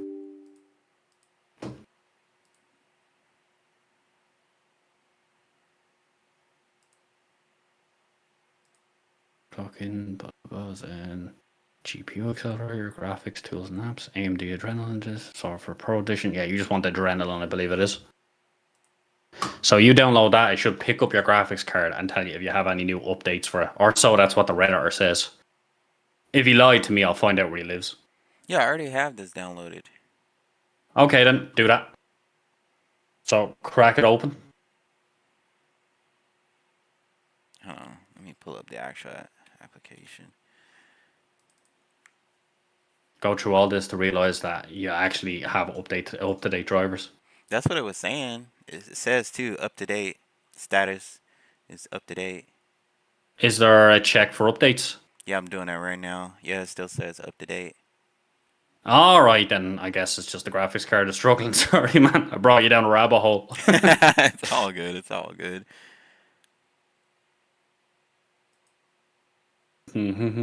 But yeah, I think you can still stream Call of Duty. Just probably turn her off every now and again. You know, do a restart or do a reaction to something. Just to let the GPU cool, you know? Don't worry, man. Someday you're going to be absolutely loaded and you're going to have like 60 graphics cards. Right. All hooked up to two machines. One's for streaming and one's for gaming. Oh, yeah. I was actually planning on doing that. Having a whole PC just for... I'm having a PC just for my gaming and then literally a PC for just my... stream. Mm-hmm. Yeah, loads of people do that. Funny enough, if you get a separate PC for streaming, it doesn't even have to be that expensive comparative to your PC, comparative to your gaming one, because gaming's like very strenuous, but you know, streaming's not too strenuous.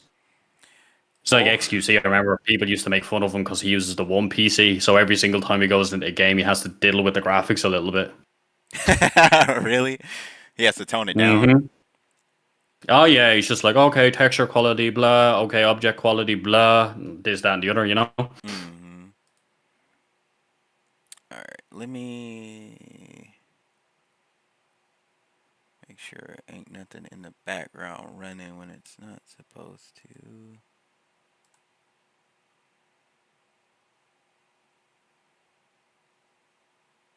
Good lord, there's so much shit running in the back. Of course there is. Why is Man, you the should see the amount of things. Xbox Go app on. running in the back? And that could also be causing a bit of performance issues for you. An awful lot of the stuff when you install it, it automatically turns on. I don't know why. It's like for the past 5 years, all software's been like, you want me to turn on as soon as you turn on your computer? I'm like, no. That's what Discord Turn does. on when I open you, yeah. Yeah. Hey, what's up? Welcome back. Like, I don't need you to be on here. It's 69 things running in the back, but it's my AMD game manager service. It's like shit that's supposed to be running in the back. Yeah, I know. That's why it's annoying when you install new software and it just blends in with stuff that's supposed to be running. You don't know what the fuck you're supposed to turn off.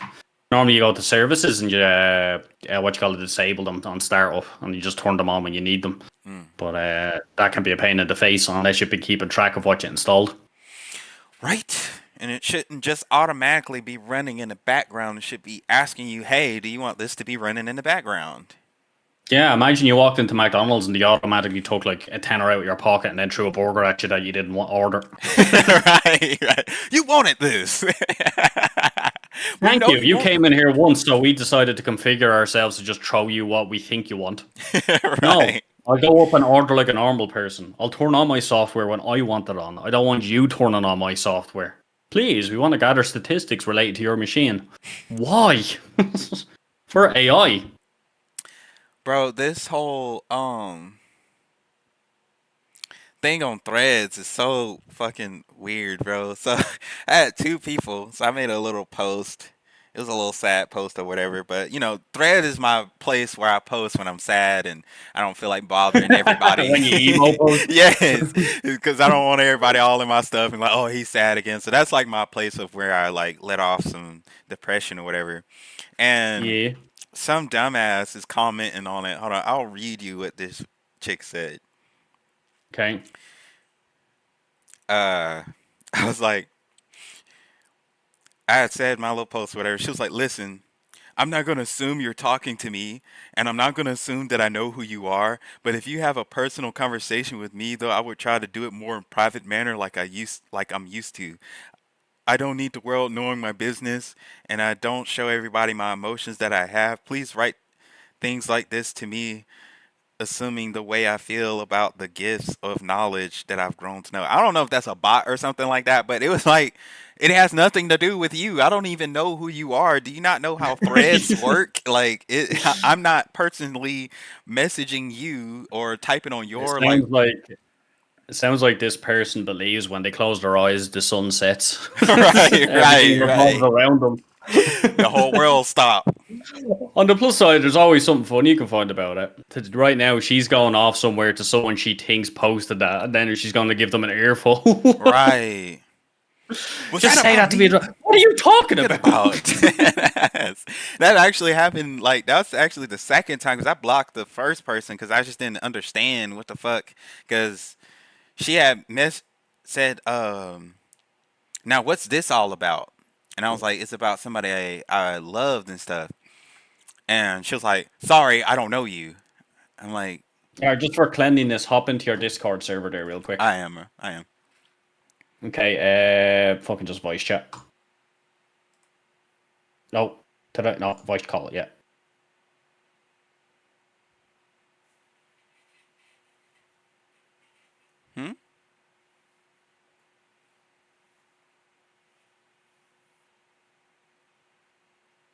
Wait, what? What just happened? I'm confused. I'm so confused. I'm in voice call 1. Okay.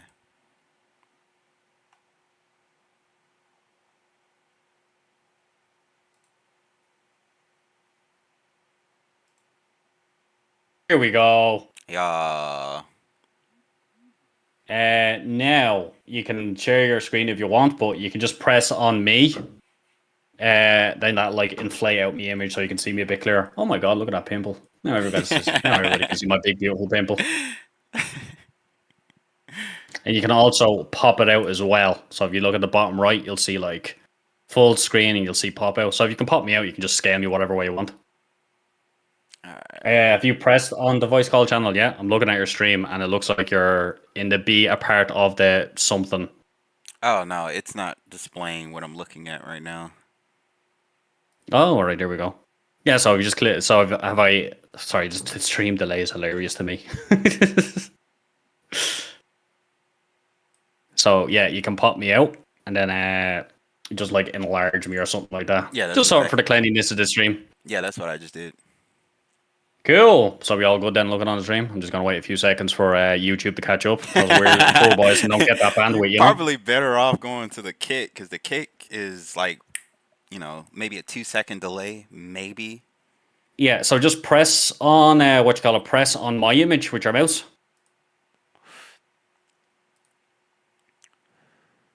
Have I, like, inflated out for you?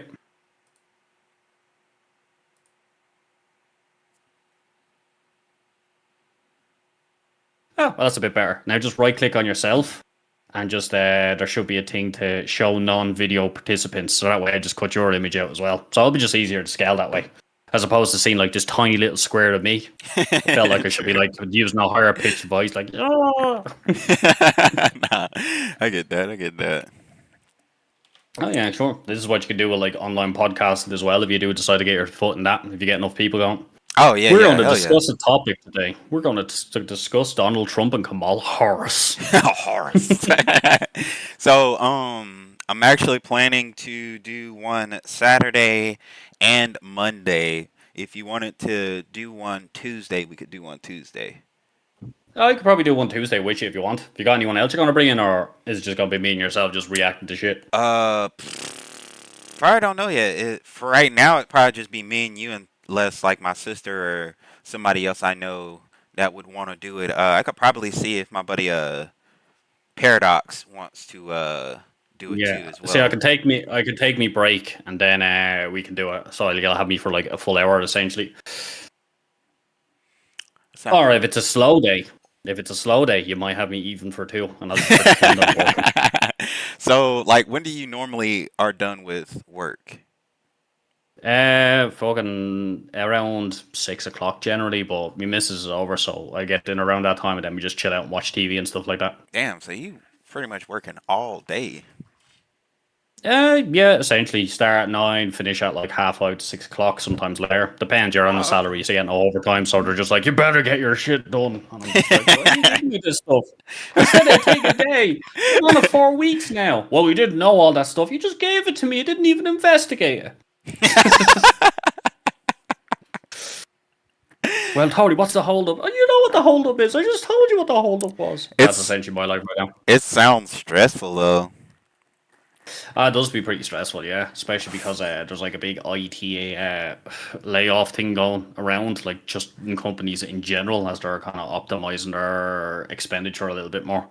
By the way, you might want to scale me to your stream, because I know you don't use the whole screen capture thing. You kind of like have part of the screen there, if you get me. Yeah, it keeps doing that. It keeps upscaling every time I change windows. It's kind of annoying. Yeah, sounds like a pain in the face, man. One of the days we have to go through and have a look at it, because I had mine pretty well down, if you get me. So I think the actual OBS. If I was on Streamlabs, I wouldn't have these problems. It automatically scales. It's on OBS's problem. Yes, because I don't have this problem on Streamlabs, to be honest. No, you can just use Streamlabs then. I feel like Streamlabs is more of a stress on the computer than OBS, to be honest. It might be. I think OBS is more bare minimum. Maybe Yeah. just shift your little thing to the side there, so that Yeah. way you can see me. So we Yeah, I see already both of did. us. Yeah, I already did. Here we go. Beautiful. Now we like the yin and yang twins.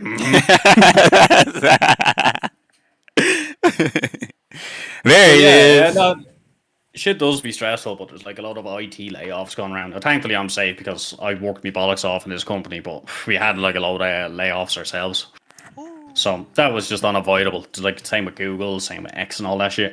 You know what I don't understand is everybody keeps giving out about like making it seem like it's a symptom of like Twitter/X like going into hardship because they're laying off employees, but they're completely ignoring fucking Amazon laying off its employees, Google laying off its employees, Disney laying off its employees and shit like that. And I'm just like, no, it's just like rich people just doing rich people things, you know? Yep. I want to optimize for profit. Well, I suppose there was a few things I seen with Google in particular that was just kind of funny, like developers with slides and shit like that. I work 2 hours a day.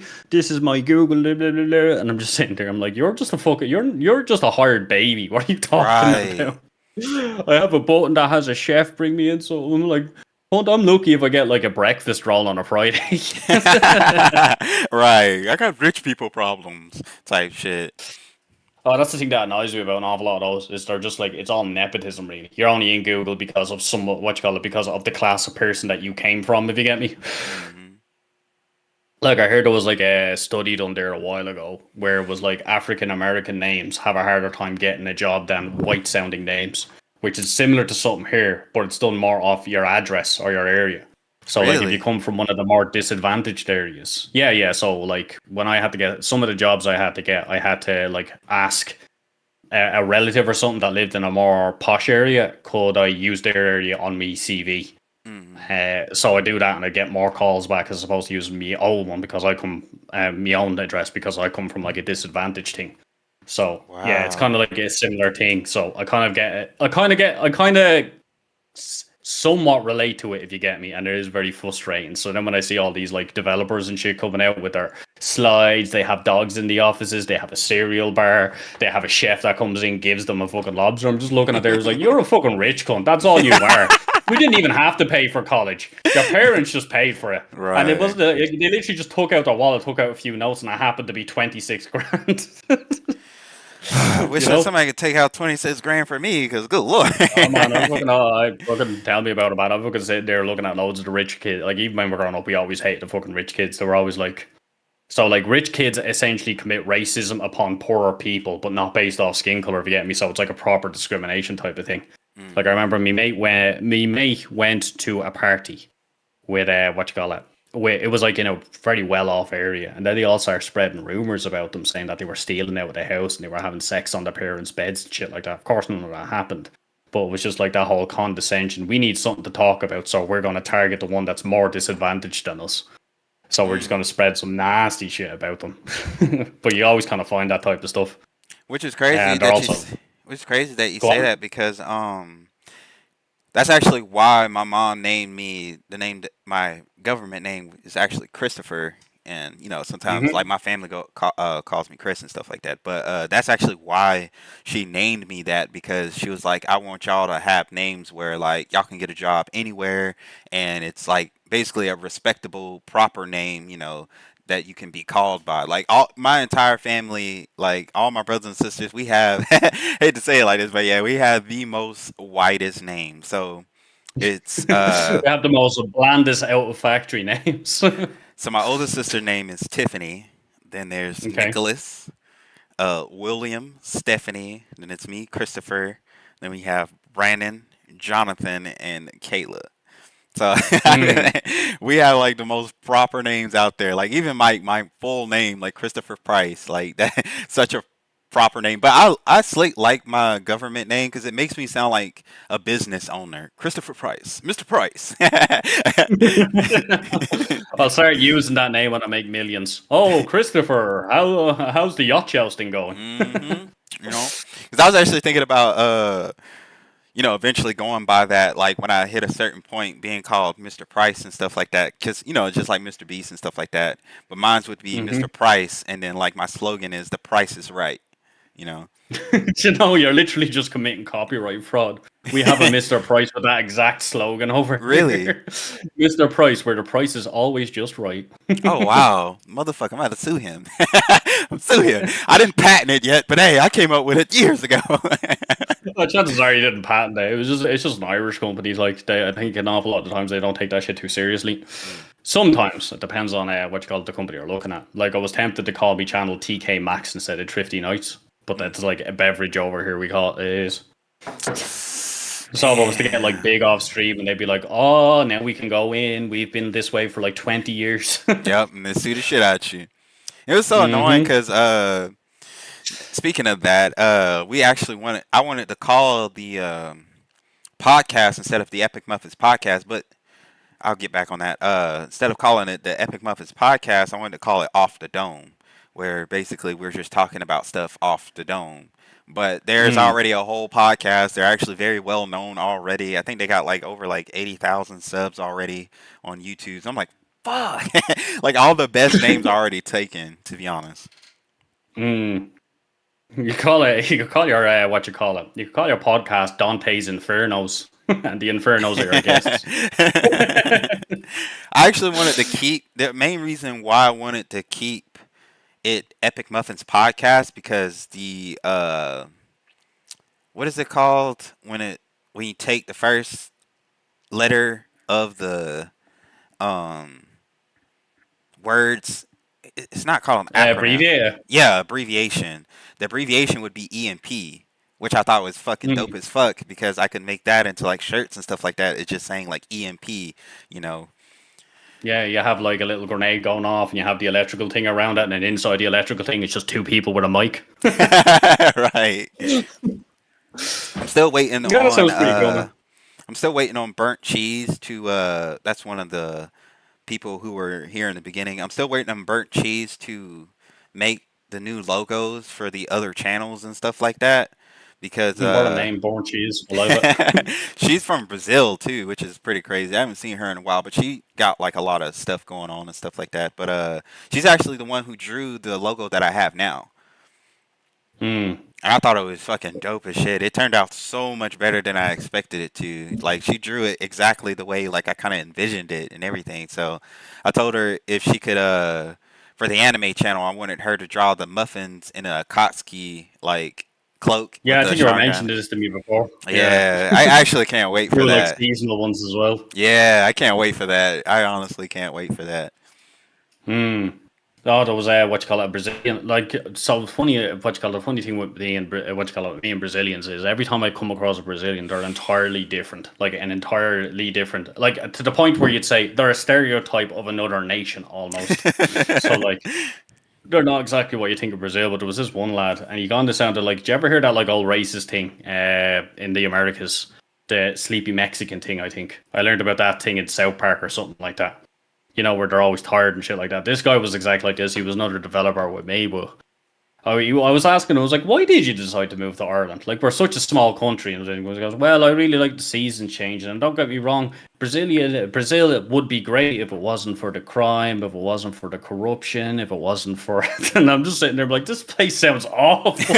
Right. I've been hearing stories about Brazil too, so yeah.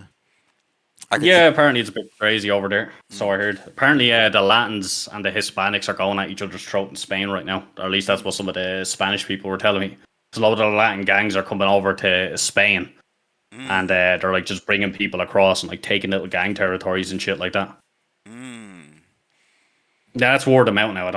I can't read Spanish. I tried to learn Spanish. I really did, but this brain and language learning doesn't necessarily work.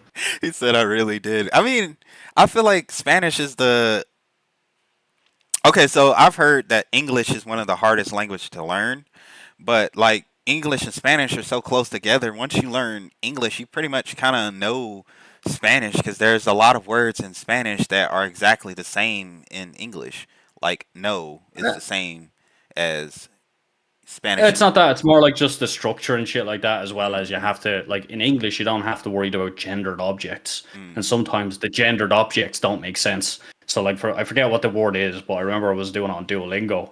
And I was like, for a female's dress, it was masculine. I was like, what the fuck's masculine about a dress? How am I going to remember that shit? Right. As well as like sometimes it's like you say you know, for like 3 different things, whereas they'll have like tu, teres, blah blah blah, and you're just like, why can't you just use the one word to describe a person in front of you? You get me? Yeah. I mean, I feel like that's in every language though, because like even in English, It is there but and when there. you only speak there and there, yeah, but like there and there. So you have like the possessive one where I'm like looking at you and I'm like, there's Epicmuffins fucking controller there. That belongs well fucking hold on, I'm fucking butchering this. No, I get what you're saying. I get He's what you're looking at there and he's like, yeah, so like no, I I get what you're possessive one. Then you have the one that references a place, it's over there, and then you have the they are, which is just like the abbreviation down there. I see all the time in English. So it's there as opposed to they are. There. Yeah, but it happens all the time in like Spanish, so it was kind of hard for me to just keep it in the head. Especially with the ADHD I recently got diagnosed with. I think that's probably the reason why I was having language learning difficulties. Though I got my new meds now, way stronger than the previous ones, which seem to be doing well for me anyway. Hey, that's good. I don't know if I should be on.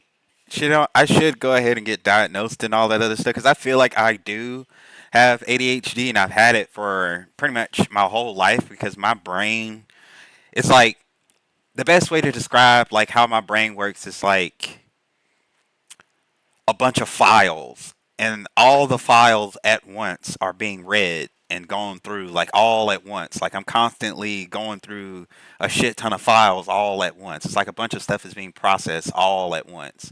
And like I'm constantly I'll be thinking about one thing, but while I'm thinking about that one thing, I'm also thinking about 3 other things like on a side note on top of it. Yeah, that could be like one of the things as well. Like, do you know your inner voice? So when you think of something, you don't actually hear the words, but you hear the words of what you're thinking. Yeah. Does that ever turn off for you? No, not ever. Yeah. So it turns out it's do you know when people are like sit back, relax, and don't think of anything. Did you interpret that as like just let your brain go whatever way it wants, as opposed to make sure it's silent up there? More of the latter. If it's someone says sit back and relax and don't think, I think more of like you want me to like not think of nothing, but I I can't do that. Yeah, so I always interpret that as, oh, that is relaxing. So it turns out that's not the case. You probably do have an ADHD brain. Because when I first took, so the first tablets I was on was called Concerta here.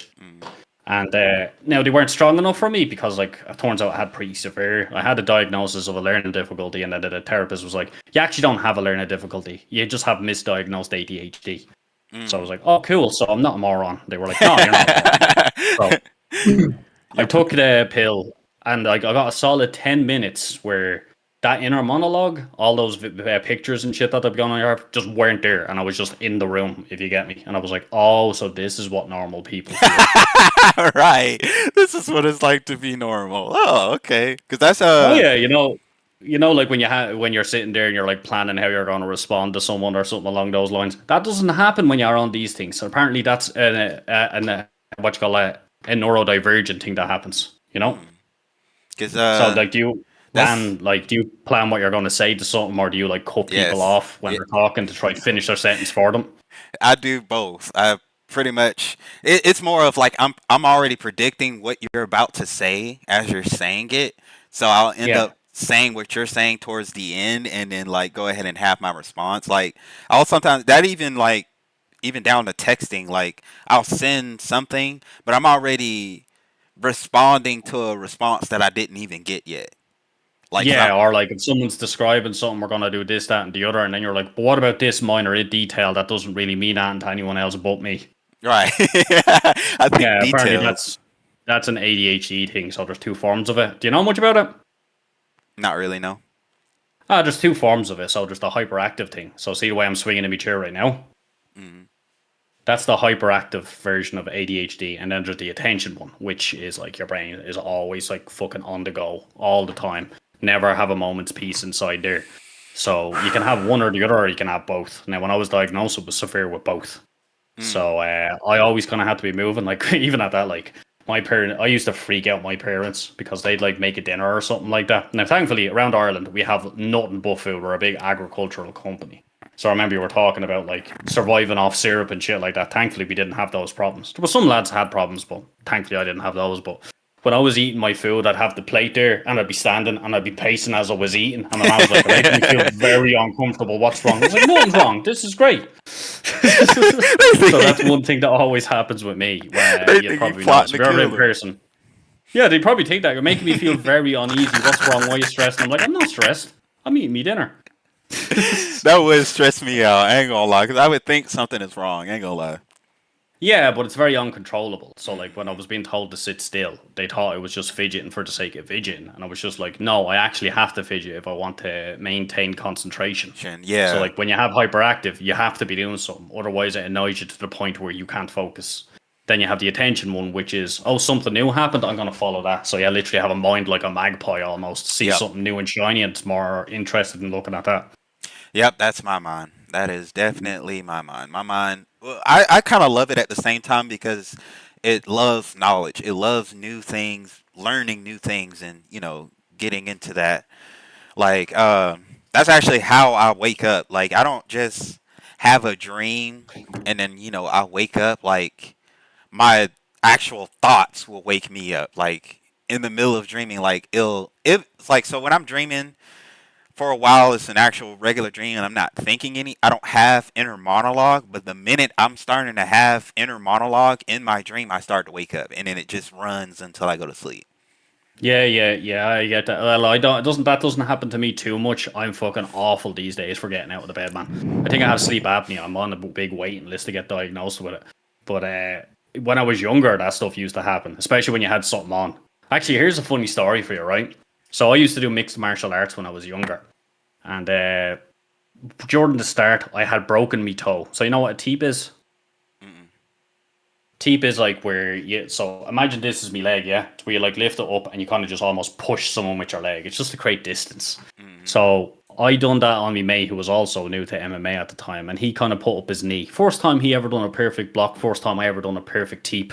But I caught his knee and then my big toe, I pushed off his knee and I broke my big toe. Didn't know, like, funny enough, it didn't actually feel pain. It just sounded like a twig snapping.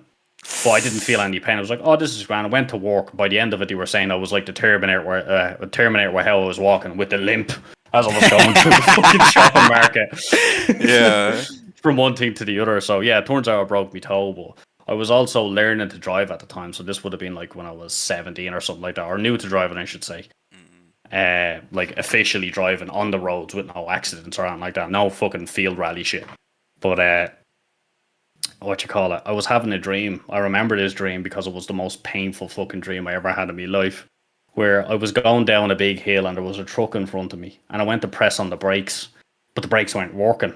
So of course in my dream I panicked so much that I slammed on the brakes in the dream, woke up screaming because I'd actually moved my foot with the broken toe, because that's where the brakes are when you're on this side, when you're on this side of the road in this country. So I slammed it, cracked the fucking me toe off the bars of me bunk bed, woke up screaming like and my man comes in. It's like, what the fuck are you screaming about? And I'm sitting there, I was like, you fucking toe. I was like, shut the fuck up and go to sleep. I was like, shut the fuck up, you. My brother's like, will you ever shut the fuck up and try to rest? I was like, me fucking toe, what the belting off the bar. I'm in pain. If you don't go to fucking sleep, I'm coming in here with the brush. And I'm like, why were you doing this? I've already suffered enough. Why do you want to cause me more pain? So I suppose that's a point where a dream did actually wake me up in like the worst way possible. But wouldn't be like the first time. Do you ever have those dreams where like something bad happens in a dream, like you fall down the stairs, which is one I had as a kid, and you almost feel every single step hit you in the dream, and you wake up and you're like, oh, I still kind of feel sore. Feel it, yeah. Actually, I was telling my sister about this dream. So I had this. It was okay. So I'll just tell you like the full dream. So basically, I had this dream where I went to hell, but this was like a different. It was so vivid though. So I remember how it started. It was nighttime and there was a fair behind, but it was a dock that I was standing in front of. And it was just one single guy standing on the dock. And this dock though, it was a huge like platform dock. There was no railing or anything. It was just a big bunch of piles of like wood dock, I guess, whatever. And it was me and a friend that I used to be really cool with named Havoc. So we walked up on the dock, and then these two big ass like saw razors, like you know the ones where they like cut wood with on that little thing, the regular Yeah. like so these two big ass saws popped up and they spinned around the dock, and then it dropped us down, and I looked down, and like I'm like floating down, not like just plummeting down, but I'm like floating down looking at the ground, and the ground was like made of jigsaw puzzles and stuff, but they were like falling in and out of the lava and stuff like that. So the ground was like constantly changing. So I end up so once I landed, I end up somehow in this room, and it was like this club type room, and it was all red, and it was just a bunch of people there partying. It was basically like a little rave club or whatever. And I remember it was weird, but I remember my hand, my right hand specifically, it had this little green thing like in the palm, like right here, and it was a green little pearl looking thing with the white spiral in it, but it was like burying into my hand. Like I could normally, I never feel things in my dream. Like I'll get hit in my dreams, but I don't feel the pain. But I felt the pain of it like drilling into my hand, and like when I woke up, like I had that pain still there in that exact spot. So this shit was weird as shit.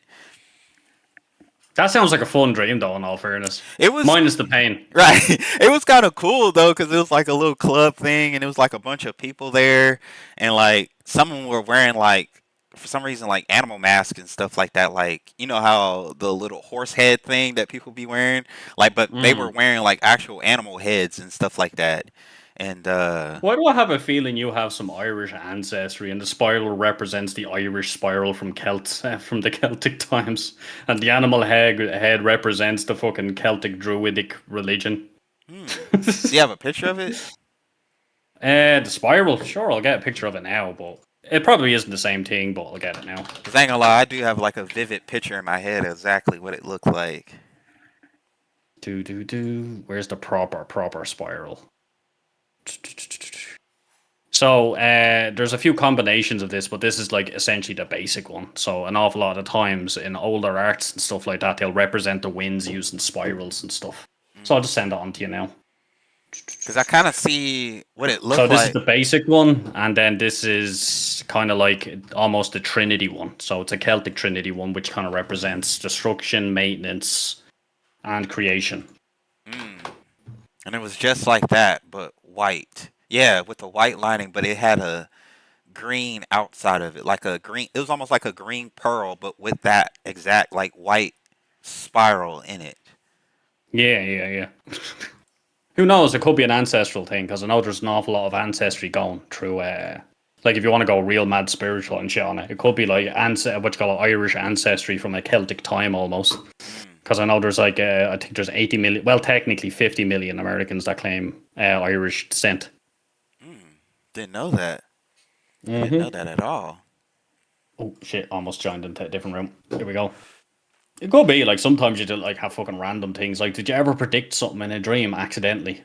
Oh yeah, that's like pretty much what happened all in the whole time I was in jail. Like I pretty much prophesized literally everything that happened, and it like just the way it all happened, exactly the way it happened in my dreams. It was insane. So the first couple dreams, I remember all of my friends moved out of the trailer park, like place where we lived, and they ended up moving in whole different places. Because at the time, they all, before I went to jail, they were all still there, and they all end up moving out. One of my homeboys ended up breaking up with his baby mama and stuff like that. I dreamed that, and then when I got out, come to find out that actually what happened, like exactly. And then the chick I was with at the time, God, I hate that bitch, but fucking the bitch I was with at the time,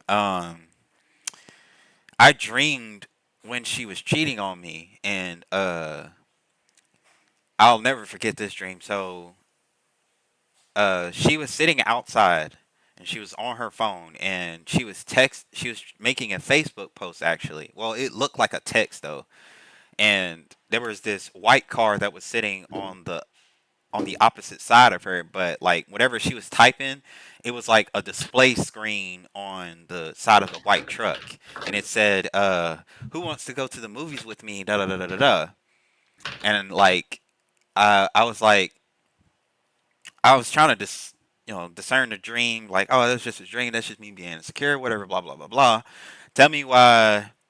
Maybe like a week or so, a couple days after that dream, I call my sister, and my sister tells me that's what she was posting about on Facebook, like that All exact right. post.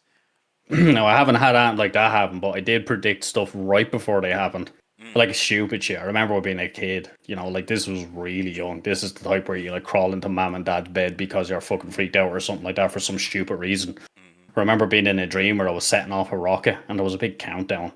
And then like when I got to like one, essentially my dad just let out the loudest fucking fart and woke me up. I was just sitting there, I was like, what happened? But then there was like periods where like I fucking have a dream or something like that where I'm breaking into a place.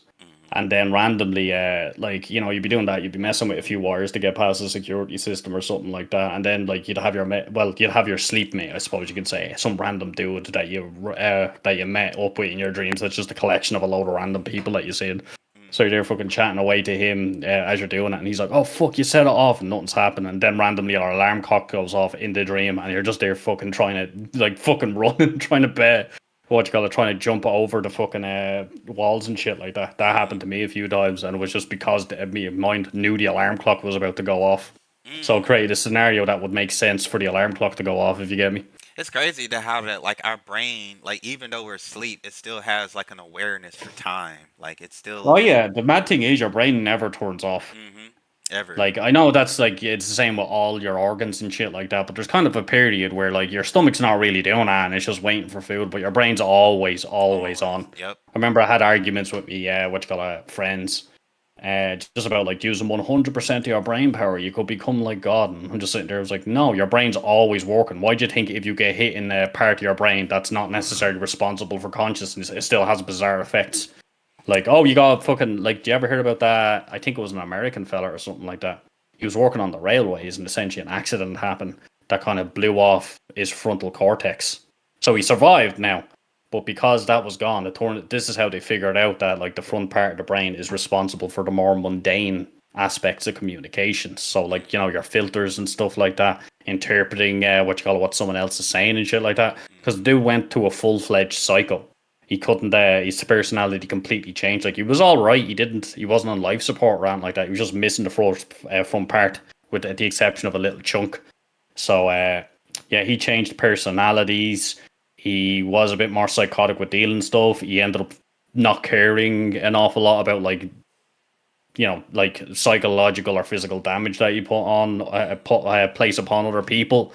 Over time, though, that little chunk that was left ended up compensating for the whole thing, and he ended up getting back to normal.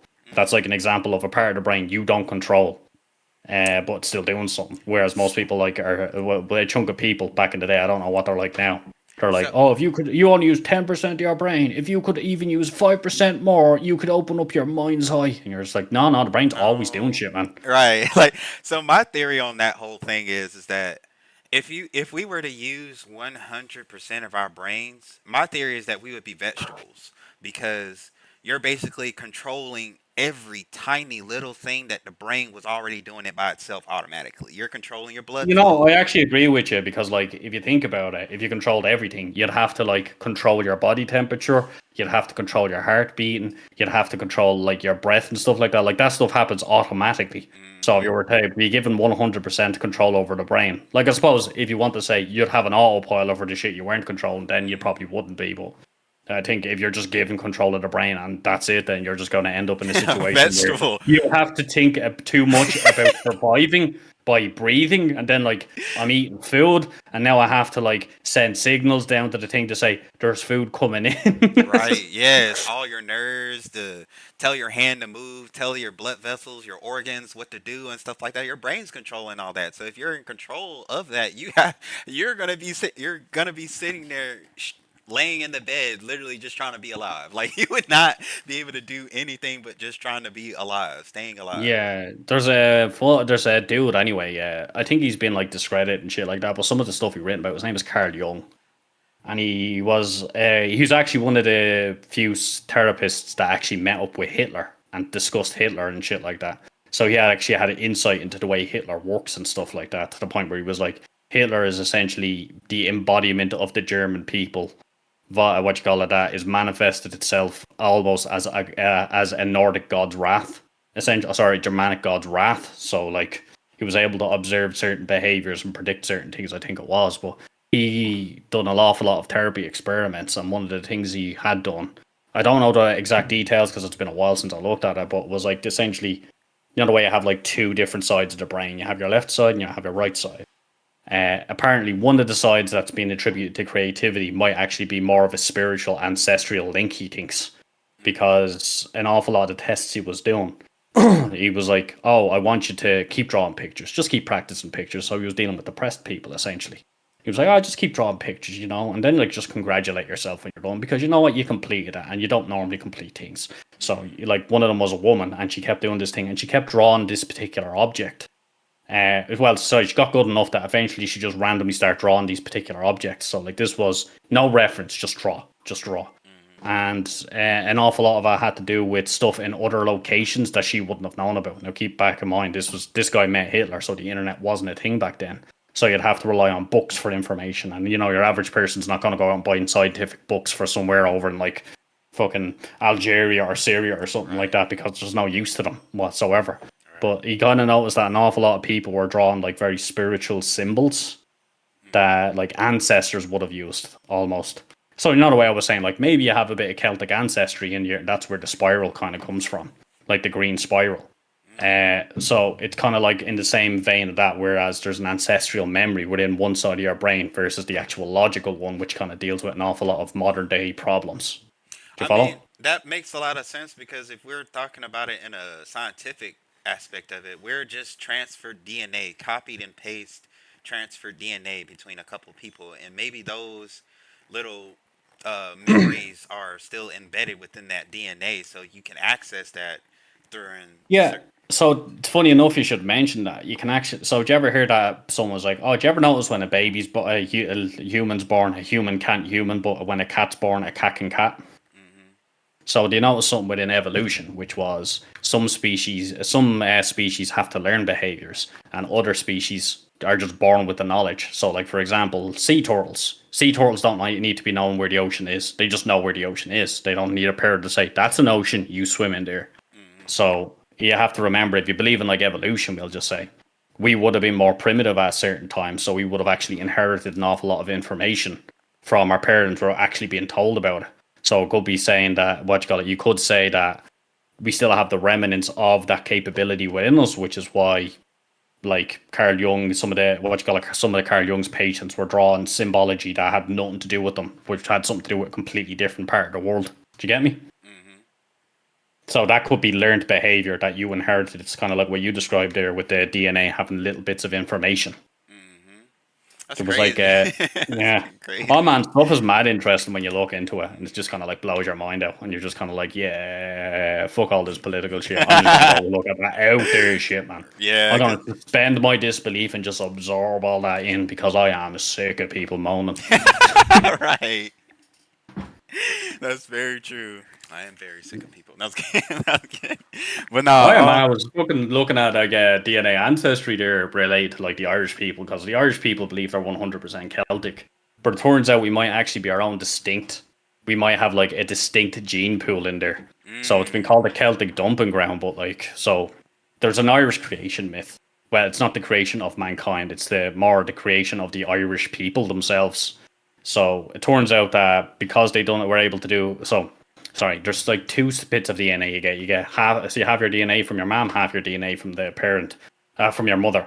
But we were able to track the ancestry of DNA using the mother's genetics, but we weren't able for a long time to track the father's DNA as well. So recently, though, we had, I think in the past 2 years, they uncovered the tech to be able to do that, because like the one the men passes, I forget what it's actually called, but it's a smaller one, so it's harder to like get information out of it. But lo and behold, they got it. So thanks to this new thanks to this new means of conducting DNA analysis, turns out that our old creation myth, and also kind of helps us like cut out some of the Christian meddling, is actually more of an exaggeration of actual history. So there was like races, there was people on the island before the Irish got here, apparently called the Tuatha Dé, and Tuatha Dé defeated another people that were on the island, which were called the Fomorians. And the Fomorians were saying, they said that they essentially came from the sea. They often lived in the sea. They were all deformed. Their leader was called Balor of the Eye, which is, if you look at that thing, you're like, oh, so this is where Tolkien got an awful lot of inspiration from Lord of the Rings. Anyhow. And then before that, there was another people before like the actual Irish came. So that actually, apparently, that creation myth kind of aligned an awful lot with some DNA migrations that went to the island of Ireland. And so we thought we were Celtic, but it turns out like they were called the Tuatha Dé. Essentially, were the ones that inhabited the island before us, and then in the mythology it was like, oh, they were a dying people, and then they ended up going underground. They were essentially they were either a clan of gods, or a god's clan, and they came to the island. But essentially, they were dying off. The goddess of Ireland called Eru, which is where Eru gets its name. It's derived from that. Opened up to the people, the sailors from Spain, who are the Celts at this point. So turns out, no, they intermingled. The Tuatha Dé people, whoever they were, didn't actually disappear. They just like kind of interbred, and now we carry some of their genetics. So it was kind of just interesting ancient human history. I love ancient human history. Oh, hell yeah, because that's where we came from. So hell yeah. Oh yeah, man. There's even similarities across an awful lot of religions, like European religions and Asian and Middle Eastern religions, like ancient religions. Now we're not talking like the Abrahamic stuff of like Christianity, Judaism, or Islam. It was like, for example, the Hindus, they have like their really, really holy people that live in caves and come down once every 10 years or something like that. So apparently that's very similar to the way the Druids are, because they're figuring out more about that, as well as if you go over to Eastern Europe, they had people like high priests and stuff that acted the exact same way. So there was a migration from Syria that led into Europe. I think it was like 8 or 10,000 years ago. It might even been sooner, before that. But an awful lot of that ancient type religion probably came from Syria and spread outwards from that, if you get me. So, yeah, it's just like, if you think about it, when you go back, these are like primitive concepts of religion that people eventually start adapting to themselves, if you get me. And if you look at some of the older like Celtic type religions, or you look at some of the Eastern European religions, or even go to the Nordic ones and shit like that, an awful lot of the stories that are associated with them almost just seem to be like transferring knowledge through spirituality. Do you get me?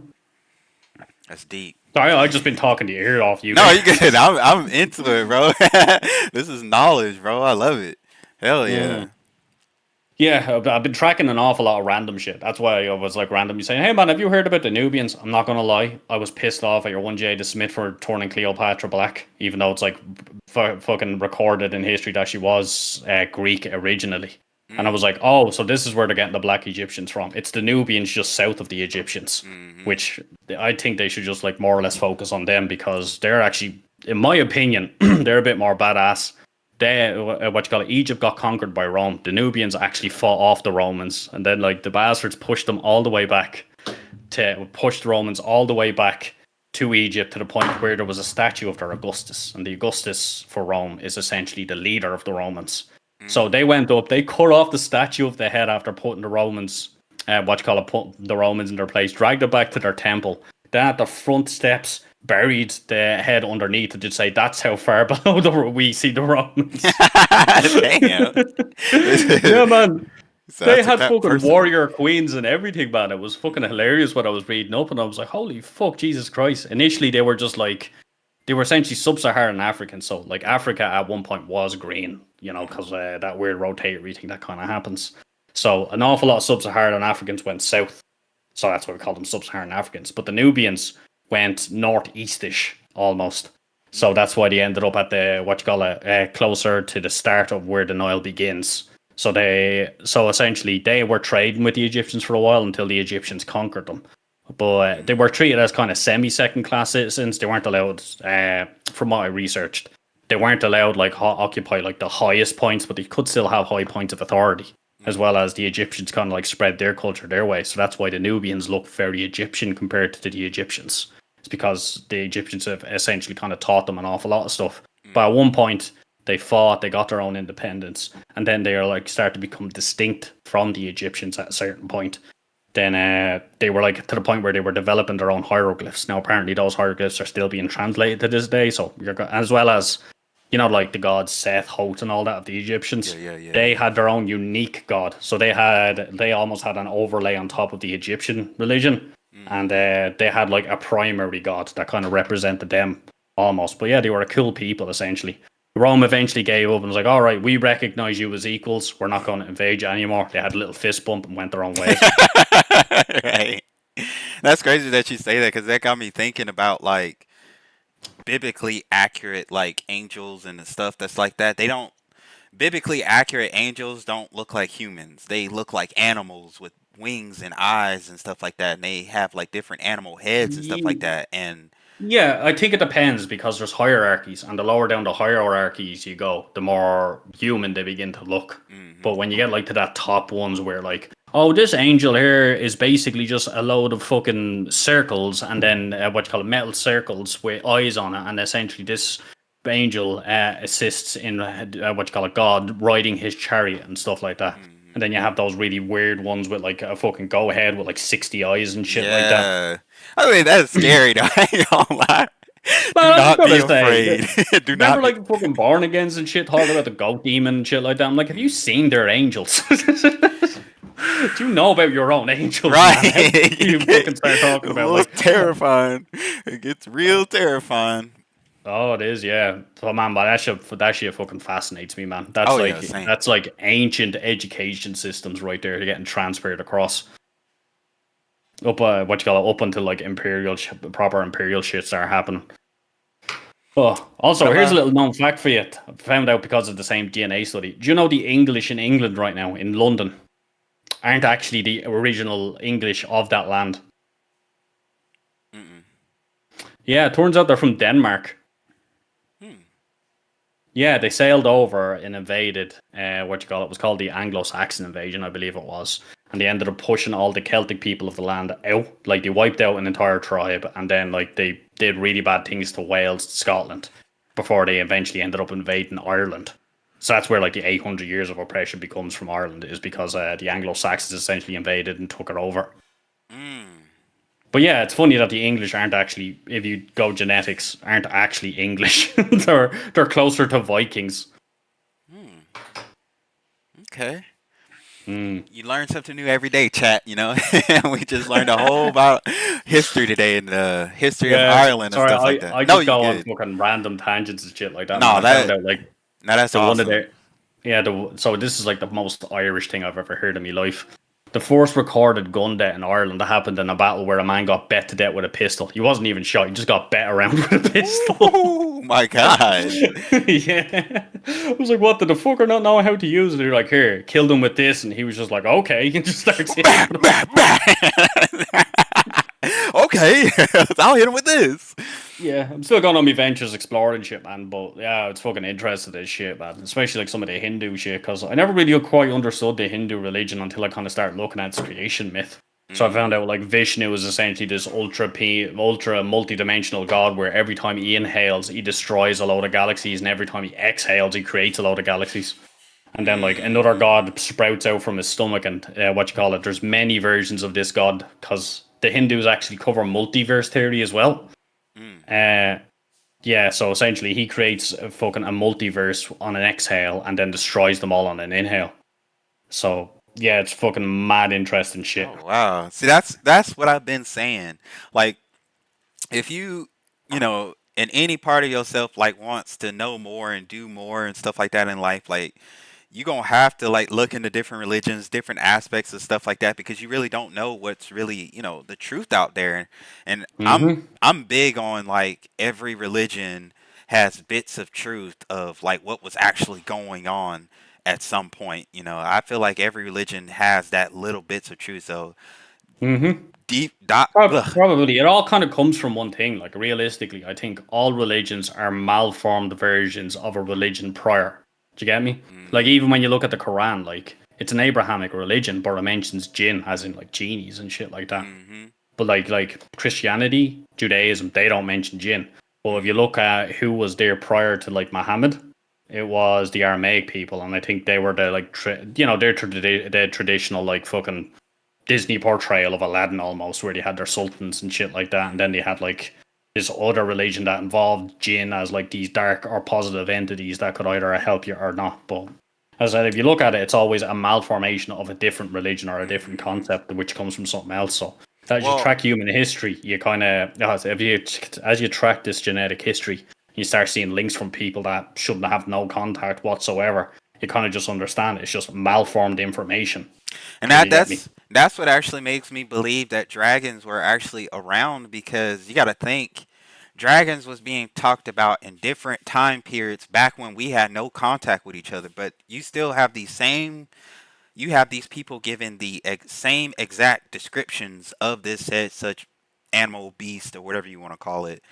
They're getting the exact same description of the same thing that people who had no contact with each other describing this thing. I'm like, yeah, I have a theory about that now. I have a big theory because it was a bit of a study done on dragons, and they were like, "All right, well, we know so much from now our archaeology. We know an awful lot about like biology and shit like that, so we know what designs can work and what's being pitched as dragons actually isn't physically possible. The thing would either collapse in on itself, or it'd be so stubby. The design would be so different. But what I reckon it is like, I think now, you know yourself, I'm an atheist, 100%.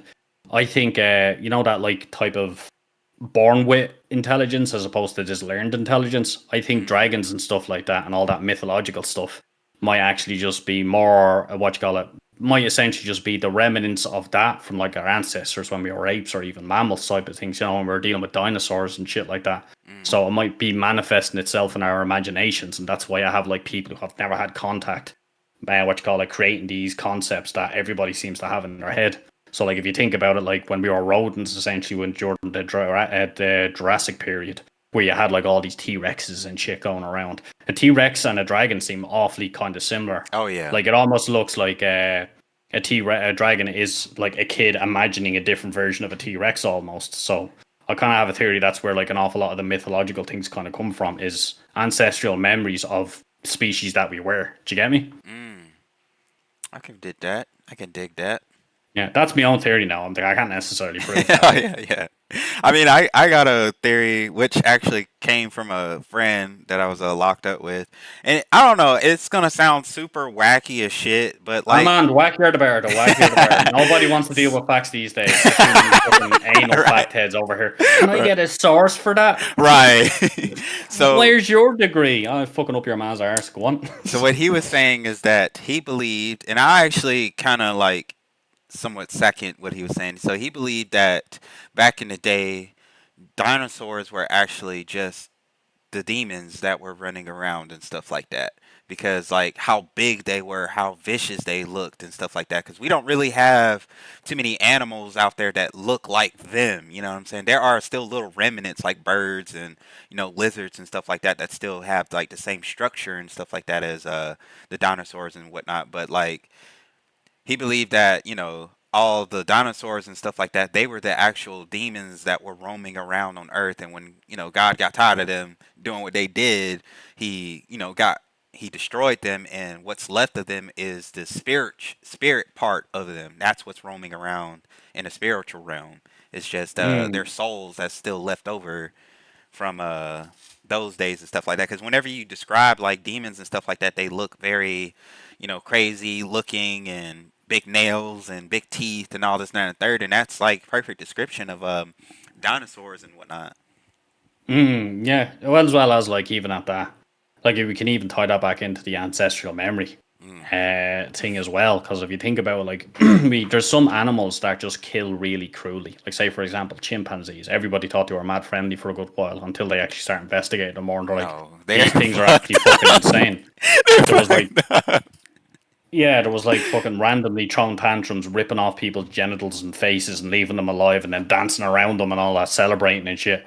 As well as like their little fucking chimpanzee politics, where one chimpanzee sitting there, he's like, "I'm the alpha leader," and then like one chimpanzee to his mate was like, "Let's get him when he's alone." And then out of nowhere, kill him, start dancing around with his head. They're all celebrating and shit like that. Remember, there was a video I seen of a chimp pinning down like a capuchin monkey, I think it was, and while the thing was alive, just start picking off lumps of its flesh and eating it while the monkey was screaming and shit like that. That seems pretty fucking demonic to me. Demonic, yes, as fuck. Especially chimps and fucking birds are so fucking demonic. It's actually kind of crazy. Like birds don't give a fuck. Birds don't give a fuck. You're not wrong there, man. There was an archaeology site found there a while ago where they fucking found a load of like bones pinned to like what you call it, essentially they found a load of dismembered things and they were like, wow, mankind really was just like fucking horrible. The damage that was done to these bones, it was just like they were pierced and all that type of shit. But we found out later on it was actually an eagle that used to prey on people. So it'd fly down, swoop in, but like they noticed the same behavior in certain other raptor type birds where, oh, I'm in a tree, but I have to eat this, but I don't have hands. So there's a fucking tree with massive thorns. So I'm gonna slap him on this tree while the fucking thing's still alive, wriggling around with a big fucking spike coming out of its chest, and then he just starts eating it around. So turns out it wasn't wasn't humans doing that. It was something that used to prey on humans. But once again, if you look at that shit's pretty fucking demonic. So, like, what is a demon? A demon is just something that has, like, nothing but an intense desire to harm you in whatever type of way. Like, when's the last time you seen, like, something like a tiger or a big cat or something like that being portrayed as a demon? It's not. It's always something that doesn't kill you instantly. Like, there's, like, the fucking hounds of hell type of thing. Do you ever see dogs when they kill stuff? Dogs, when they kill stuff, don't go for an instant kill. They'll just start pulling your limbs and everything. Yeah. You go for a jaguar, you go for a tiger, those cunts just go for an ambush instant kill. Yep, they try to suffocate you to death. They don't want you to get away and stuff. They say man, you should see like African wild dogs, man. Do you know what they do? They like they go out like apparently in Africa they have the highest success rate on hunts. It's like 70 or 80% or something like that. Which it outmatches lions. It like they're just more effective than lions at what they do. So what they'll do is they hunt in packs like 40 to 80. And what they do is they'll all chase around, they'll all surround it, they'll all kind of go in for the bites, dodging and weaving type of thing, distract while the mate goes for the genitals and shit like that. But they'll gnaw off the limbs to the point where they're unusable. And then they'll drag it back to where their den is, wherever the hell they hunted while it's still alive. And then they'll let the puppies eat it first. So the puppies will go in and they'll start ripping it apart, you know, it's going in, ripping out spleens and shit like that while the thing's just sitting there, but like, why can't I just die yet? Bears are like that too. They'll eat you alive. Like they don't give a fuck. You've seen a bear eat a fish before? Like the way they eat salmon?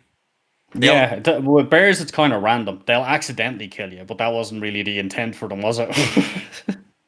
Well, polar bears are different. They don't give a shit. Polar bears is about it. They got Black Hat Forest energy. Like they don't give a shit about nothing. Are you alive? They just come in. You're moving. I'm going for you. Oh God! You got a heartbeat? Oh, I'm with it. Sad thing for you is I can smell things from 5 miles away, and you just peed. That's why the one thing I know I would never want to run into is a bear. Like mostly just a polar bear, because I know there's like black bears aren't really that aggressive.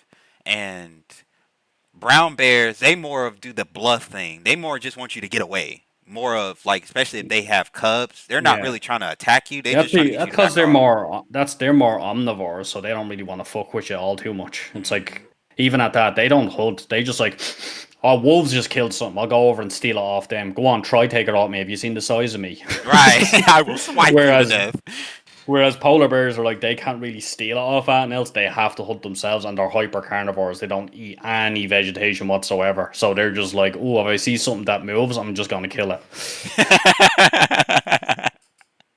I mean, I ain't gonna lie. That's how some cats and big cats are. Like, you think it's cute that like this cat is, trying to get this butterfly. Like, no, he is really trying to tear that butterfly apart. Like, they'll find rats and stuff like that, break their necks, and just let them sit there and suffer. They don't even eat them half the time. They'll just kill them Oh yeah, just man, to my kill cat's it. the exact same. He'll bring. I fucking feel bad for the mice. Some of them I have to save. Like I'll literally go up and pick it up and like fucking throw it over the wall and bring him down. Like, you're not going near him again.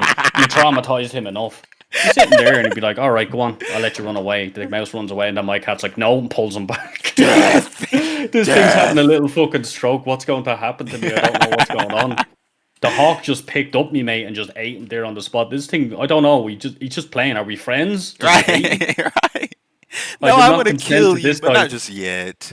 So the cat Socks is an absolute fucking psycho. He's caught like fucking 8 mice already and one small rat. And like I fucking just sit there and I'm just like, as I said, I have to like save some of them. I just feel so bad. I'm just like, will you just fucking kill them already and put them out of their misery, Stop man? fucking with him. Say humans are fucking evil. The human war machine, the human ethics towards like how we treat each other. Have you seen how fucking cats treat other things? You've seen how what you call it, some primates have seen treat other things. Like it's not They fucking are nice. fucking insane. Like, I didn't know like how bad it was with chimps and stuff like that. Like how they kill and stuff like that. Like you were saying, they'll rip your genitalias off, but they'll mostly start by biting your fingers off and your toes off and shit like that. Little shit that they can just pick off. They'll start with that first. Yeah, like, but yeah, they'll start with that shit, but like they'll break your arms and shit like that. They have no need to bite off the fingers or the toes. They just do that to make you suffer. Same thing. What am I gonna do? Swing me big cock at you? Why are you ripping out me genitals? Right. That's nothing. But I'm gonna go Like, ahead and can you do all this shit when I'm fucking dead already? right. But I'm gonna go ahead and end the stream because we've been streaming for almost 3 hours now, and give the computer a little break here. I might stream a little bit later in the day, just so it can cool down and stuff like that. And Yeah, I have to go get Lizzo or locusts anyway. all right.